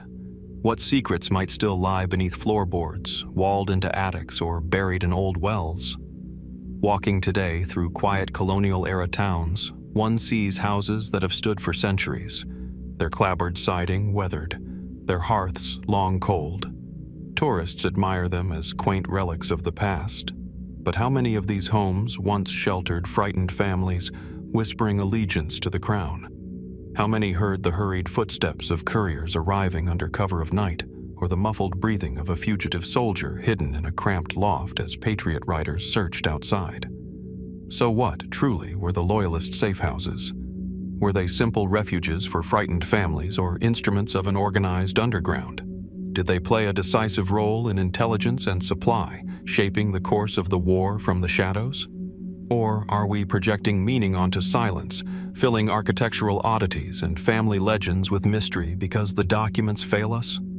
The revolution divided households as much as nations, and in that division, silence was survival. The Loyalist safe houses remain part of that silence, visible only in fragments, remembered only in whispers. And so we are left to wonder, how many secrets of the Loyalist underground remain hidden behind the walls of homes we still walk past today? From the hidden rooms of Loyalist safe houses, where silence and secrecy shielded allegiance to the crown, we turn now to a very different network of shadows. Not Loyalists, but rebels. Not in hiding, but cloaked in mystery all the same.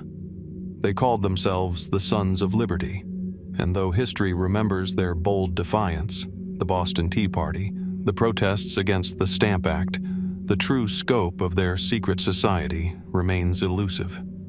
Were they simply a loose group of agitators, or something deeper, more organized, more secretive than we have been led to believe? Picture a tavern in Boston, the air heavy with smoke from pipes and candles, the creak of wooden floors as men gather after dark. Behind closed doors, voices lower, names are whispered, and plans take shape. At the center, figures like Samuel Adams and Paul Revere, men whose names echo through patriotic lore. Yet surrounding them are others, merchants, craftsmen, sailors, men whose identities were never recorded.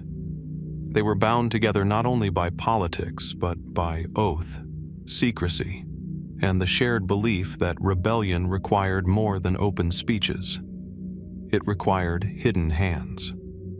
The Sons of Liberty first emerged in the 1760s, protesting Britain's attempts to tax the colonies without representation. Their most visible acts, effigy burnings, mob demonstrations, and the Tea Party, are well known. But beneath the spectacle lay an organizational structure that historians still struggle to define.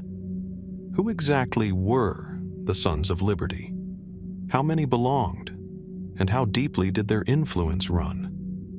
Some evidence suggests they operated like a true secret society. Letters from the period hint at coded communications, meeting places concealed from authorities, and oaths of silence sworn by members. Were these simply precautionary measures in a dangerous time, or signs of something more ritualized, an organization with inner circles, passwords, and hidden hierarchies?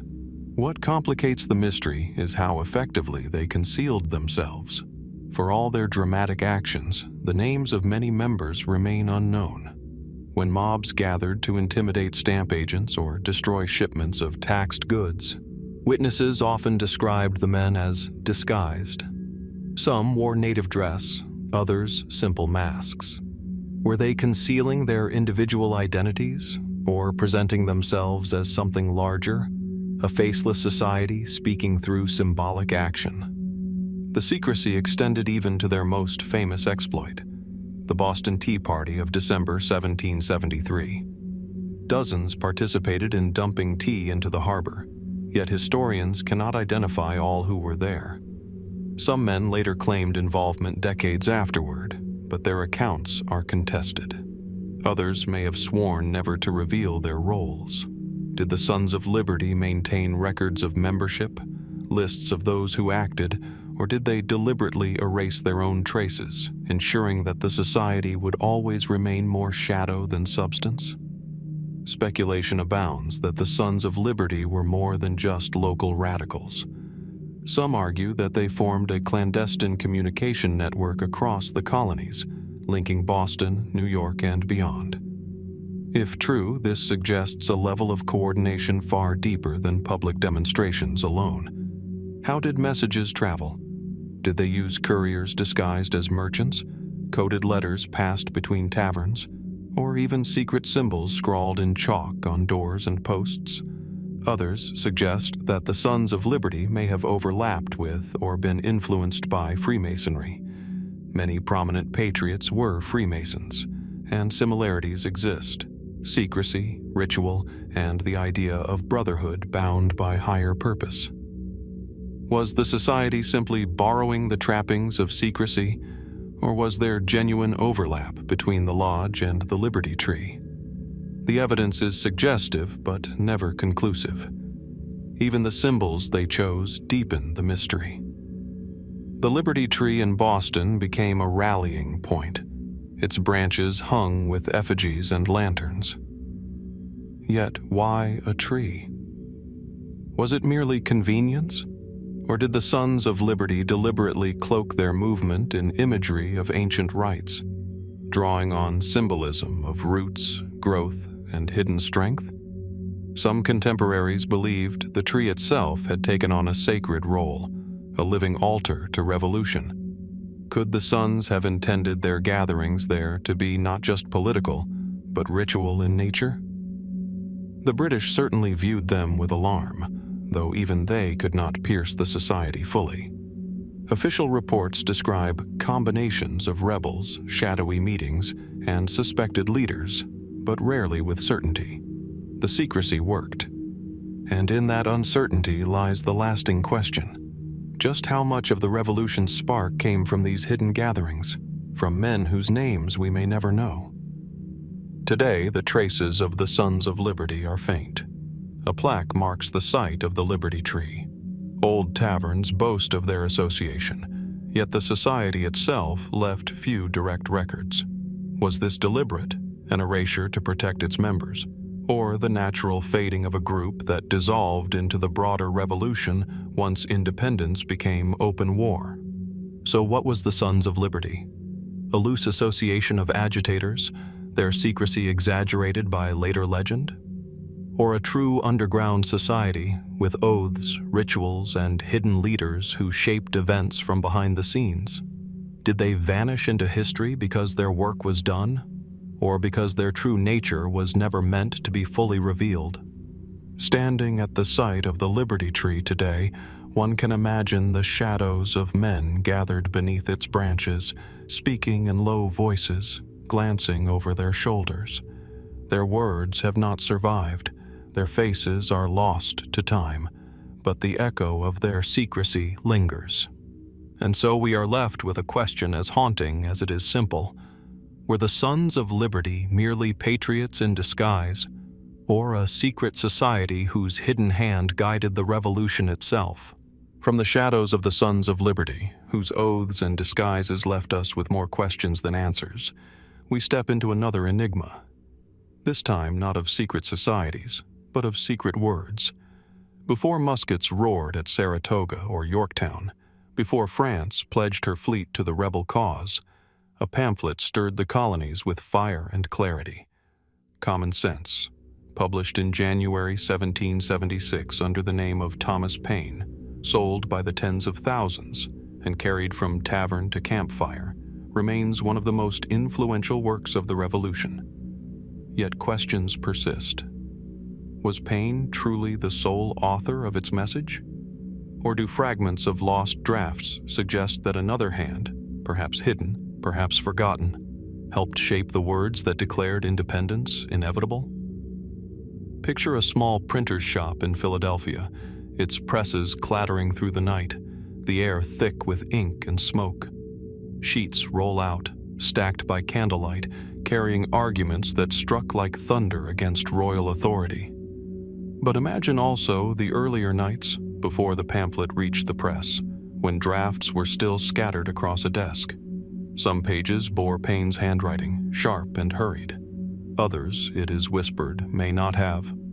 Historians agree that Paine, a recently arrived Englishman, gave the pamphlet its distinctive voice, direct, unpolished, accessible to farmers and sailors as well as scholars.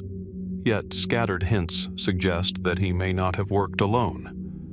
John Adams later claimed that some of Common Sense's early arguments mirrored phrases already circulating in colonial circles. Was Paine borrowing ideas, reshaping them into a single powerful voice? Or were there actual drafts, penned by others, that laid the foundation for his work? Consider the testimony of Benjamin Rush, a Philadelphia physician and early revolutionary. Rush claimed to have encouraged Paine to write the pamphlet, even suggesting its title. Some accounts go further, hinting that Rush and others may have contributed passages or revisions before Paine's name, or rather his anonymity, carried it to print. If so, were there early drafts written partly by Rush or even by figures within the Continental Congress, eager to promote independence but unwilling to risk their reputations? There are also whispers of drafts that disappeared. Printers of the time sometimes retained early manuscripts or scraps of rejected text. Yet none of the preliminary versions of Common Sense have survived. Why? Were they destroyed in the ordinary course of printing, or deliberately suppressed to conceal multiple authorship? The absence itself invites speculation.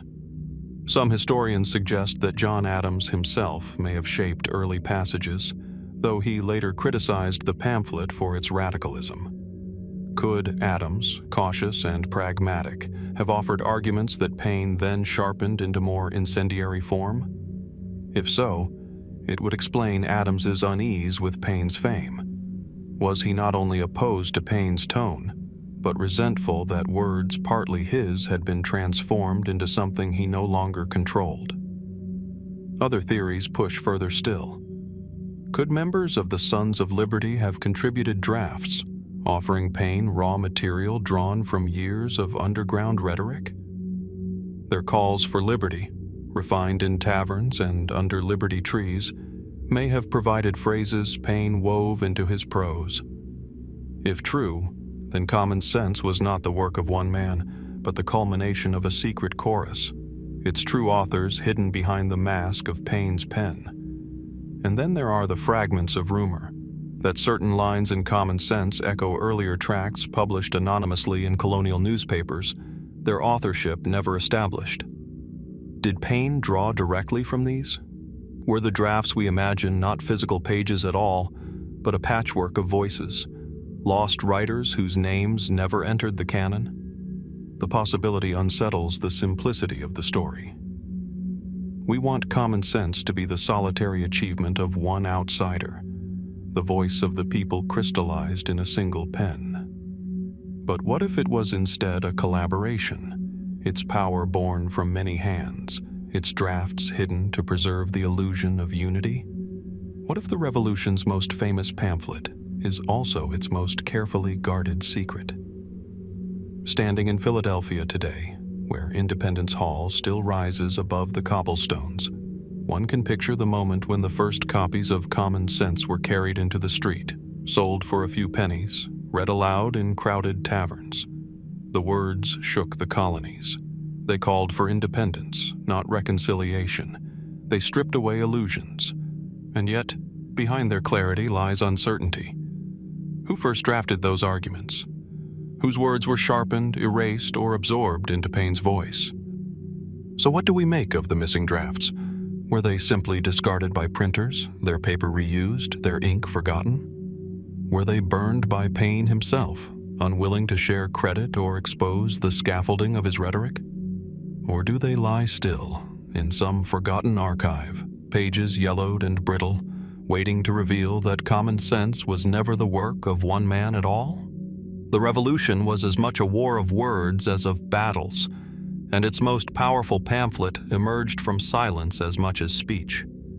And so we are left to wonder, was common sense truly Thomas Paine's lone voice, or the echo of hidden authors whose drafts have slipped forever into history's shadows? From the whispered questions surrounding common sense, whether one man or many voices shaped its fiery message, we turn to a mystery of silence more dangerous than lost words. For if pamphlets stirred the people, spies shaped the war itself. Washington's Culper ring is remembered, its ciphers studied, its agents celebrated. But across the battle lines, another network once existed, the Hessian spy system. Mercenaries brought from German principalities to fight for Britain, the Hessians were feared for their discipline and brutality, yet they also operated in the shadows, sending intelligence, intercepting communications, and cultivating informants among colonists. And then, as suddenly as they appear in the record, they vanish. Picture Trenton on a winter night, December 1776. Hessian troops occupy the small New Jersey town, their discipline strained by long months of campaigning. They drill, they patrol, and they watch. Reports suggest that their commanders received warnings. Scouts and informants had whispered that Washington's army was moving across the Delaware. Yet when the attack came at dawn, the Hessians seemed unprepared, their lines shattered, their leaders caught off guard. What happened to the intelligence they had gathered? Did their networks fail, or were their reports lost, ignored, or suppressed? We know that Hessian officers employed spies.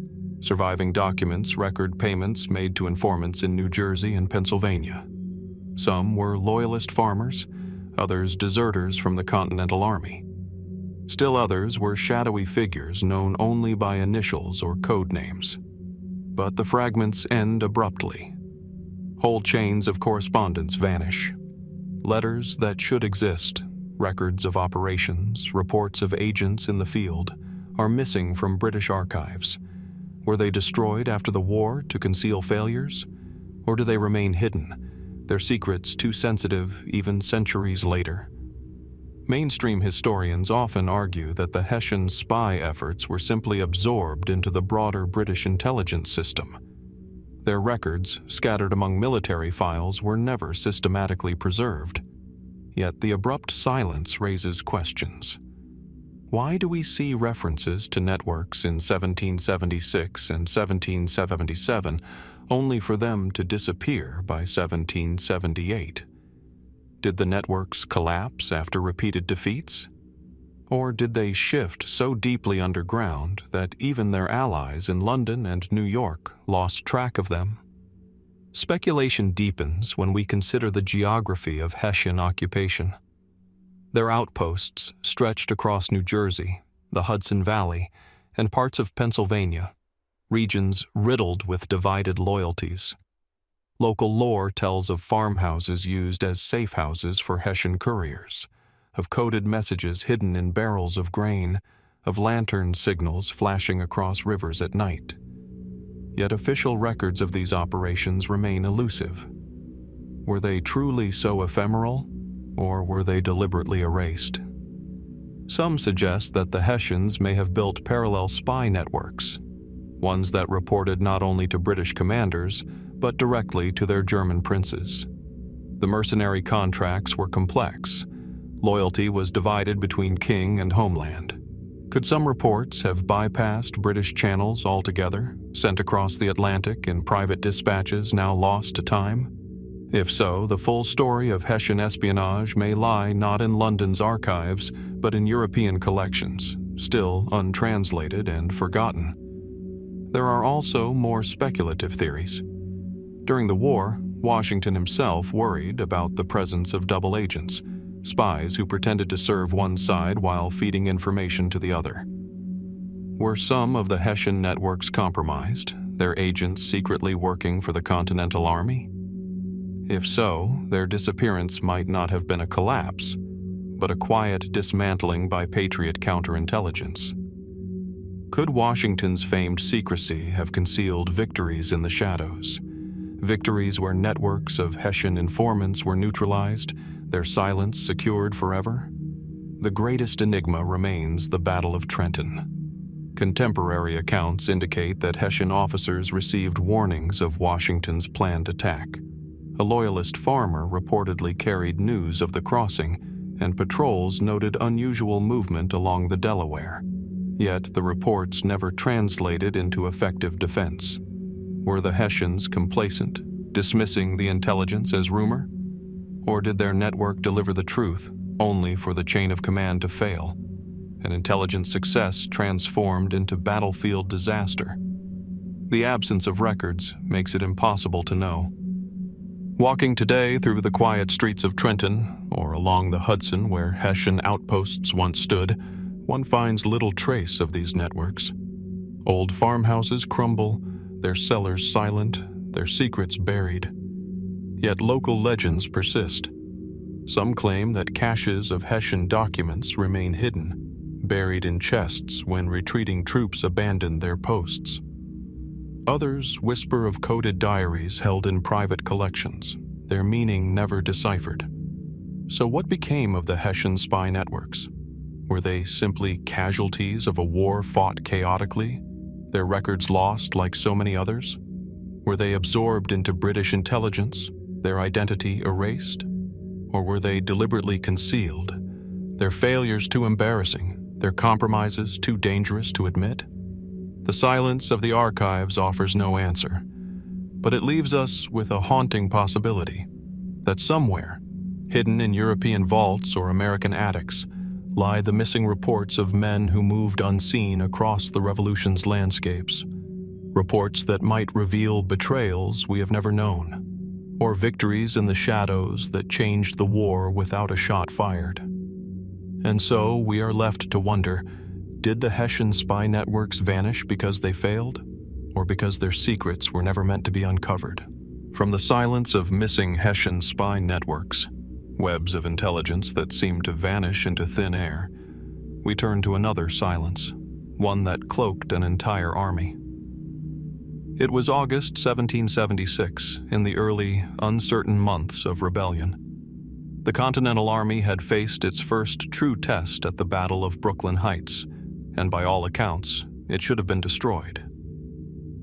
Yet when morning came, Washington's army had slipped away, unseen, across the East River.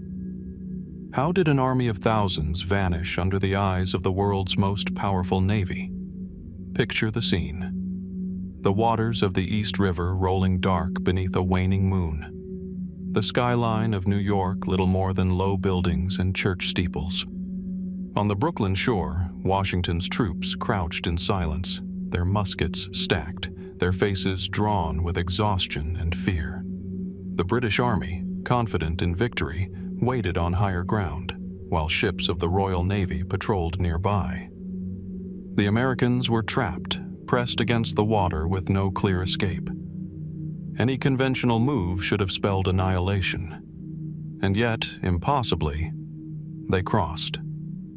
The official story is that a thick fog descended in the night, covering the retreat. Washington ordered every available boat, fishing sloops, barges, even rowboats, pressed into service. Through the dark hours, regiments were ferried across in silence, oars muffled, horses and cannon loaded with painstaking care. The fog held until the last man stepped onto Manhattan's shore. By the time the British advanced, the Americans were gone. It is one of the most extraordinary retreats in military history. But was it only fortune that saved them? Mainstream historians describe the fog as coincidence, an atmospheric quirk of late summer. The East River is prone to mist, and its sudden appearance that night was perhaps no more than luck. Yet many contemporaries saw Providence at work.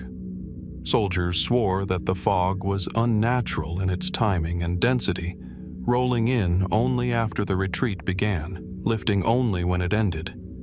Did nature intervene on Washington's behalf? Or did more earthly factors play a role? There are hints that Patriot sympathizers may have aided the escape.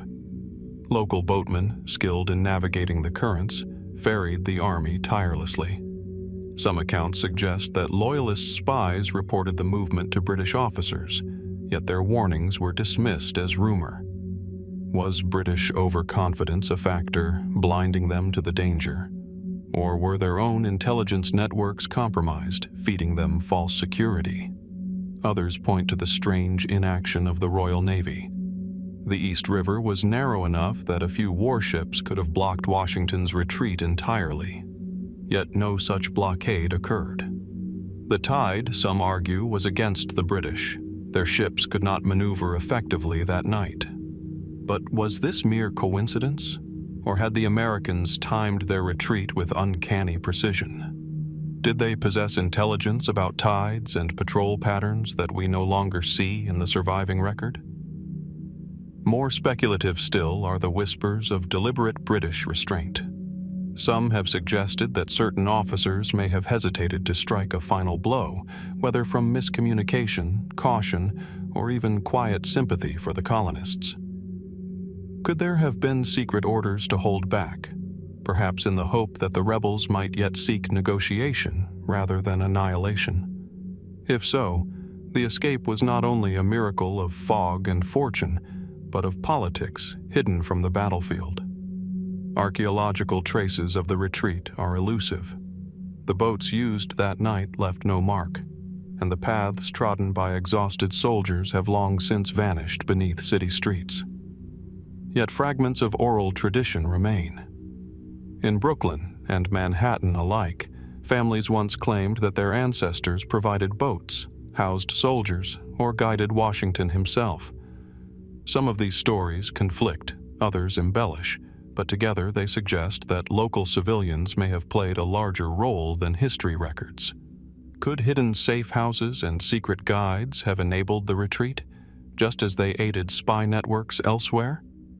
Standing on the Brooklyn waterfront today, with Manhattan's skyline rising across the river, the distance seems deceptively small.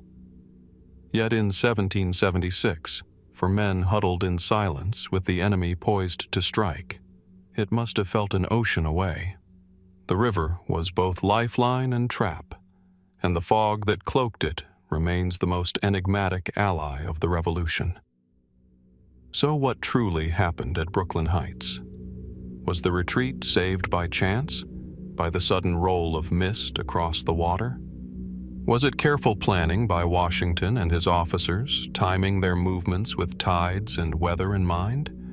Or was it something more, an intervention of Providence, a failure of British will, or the quiet work of unseen hands who ensured that the army lived to fight again? Without that escape, the Revolution might have ended in 1776. The Continental Army could have been crushed, Washington captured, the rebellion extinguished before it had truly begun. Instead, the war continued. Independence survived. And at its heart lies a mystery. The night an entire army vanished, hidden in silence and fog, from the grasp of the greatest empire in the world. And so we are left to wonder, was the escape at Brooklyn Heights a miracle of nature, a triumph of cunning, or the shadow of secrets still buried in the currents of the East River?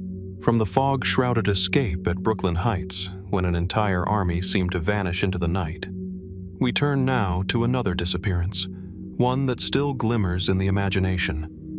This time, it was not soldiers, but treasure. Gold and silver shipments, meant to sustain the Revolution, are said to have vanished without explanation, leaving behind rumors of betrayal, theft, and buried riches that may yet lie hidden beneath American soil. Picture a chest, iron-bound and heavy, carried on a wagon across rutted colonial roads. Inside, coins stamped with European monarchs, Spanish doubloons, and silver bars, the lifeblood of a war effort that constantly teetered on financial collapse. Money was as essential as muskets. It paid for powder, rations, and the loyalty of soldiers. Without it, the fragile army risked disintegration. These shipments were guarded fiercely, moved under cover of night, entrusted only to the most reliable officers. And yet, on several occasions, they never arrived.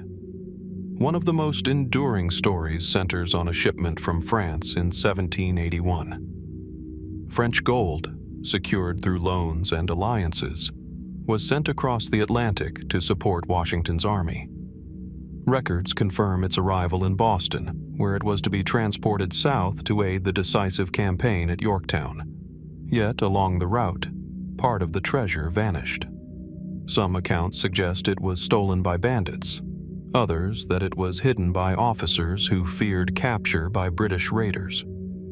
No definitive record shows exactly how much was lost, or where it went. Mainstream historians often chalk up these gaps to the chaos of war. Convoys were attacked, wagons broke down, couriers deserted, and records were poorly kept. But the repetition of these stories, from New England to the Carolinas, suggests more than chance. Were some of these disappearances the result of calculated theft? Speculation swirls around both sides. Loyalists, familiar with the routes of supply, may have ambushed shipments, seizing the treasure and sending it north to British lines. Patriots, too, may have been tempted.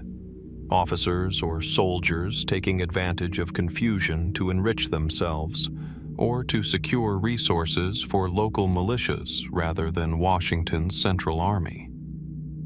Could entire chests have been deliberately hidden, intended for use later but never retrieved? In Pennsylvania, legends speak of wagons laden with gold that disappeared in the wilderness, the treasure said to be buried in caves or along riverbanks to prevent its capture. Some tales link these caches to Benedict Arnold, suggesting that gold he diverted during his command remains hidden still. In New York's Hudson Valley, stories persist of a lost cache of continental gold buried hastily as troops retreated, never reclaimed. In North Carolina, whispers of missing pay chests linger around old battlefields, said to have been buried when couriers were pursued by British dragoons. The absence of evidence has allowed myth to take root. Treasure hunters over centuries have scoured forests and riverbeds, convinced that somewhere beneath the soil lies revolutionary gold. None have produced definitive proof. Yet each new discovery of a stray coin or relic fuels speculation. But perhaps the most haunting theory is not of theft or burial, but of deliberate concealment by Congress itself. The Continental Congress was perpetually bankrupt, dependent on foreign loans and state contributions. Did officials quietly suppress records of missing gold to conceal the extent of their financial weakness? If so, the disappearances were not mysteries but deliberate erasures, ensuring that faith in the revolution's solvency survived even when its coffers were empty. The question deepens when one considers the secrecy of financial dealings. Robert Morris, the superintendent of finance, was entrusted with vast sums to keep the war alive. His records, while detailed, contain gaps, entries of funds received that seem never to match distributions. Were these discrepancies the result of hurried bookkeeping, or signs of treasure quietly diverted, perhaps into secret accounts or private hands? The revolution was built on idealism, but also on desperation. Could some of its lifeblood have been siphoned away, leaving us to see only the polished surface of patriotic rhetoric? Walking today through old roads that once bore these wagons, one is struck by how easily treasure could vanish. A chest buried in haste beneath a stand of trees, a wagon overturned and concealed in a ravine, a handful of men silenced by battle or disease before they could recover what they hid. The land itself could swallow gold as easily as it swallowed lives. So what truly became of the missing revolutionary gold shipments?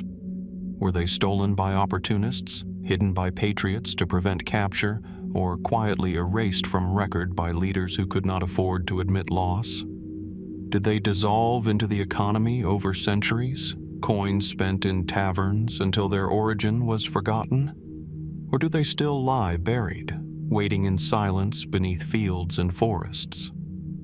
The Revolution was a war not only of muskets and speeches, but of coin and credit. And in its shadows remain unanswered questions about treasure that slipped away, leaving behind nothing but rumors and the glint of possibility. And so we are left with a question that lingers like the shimmer of sunlight on a hidden chest. Do the fields and rivers of America still conceal the gold that once promised to buy its freedom?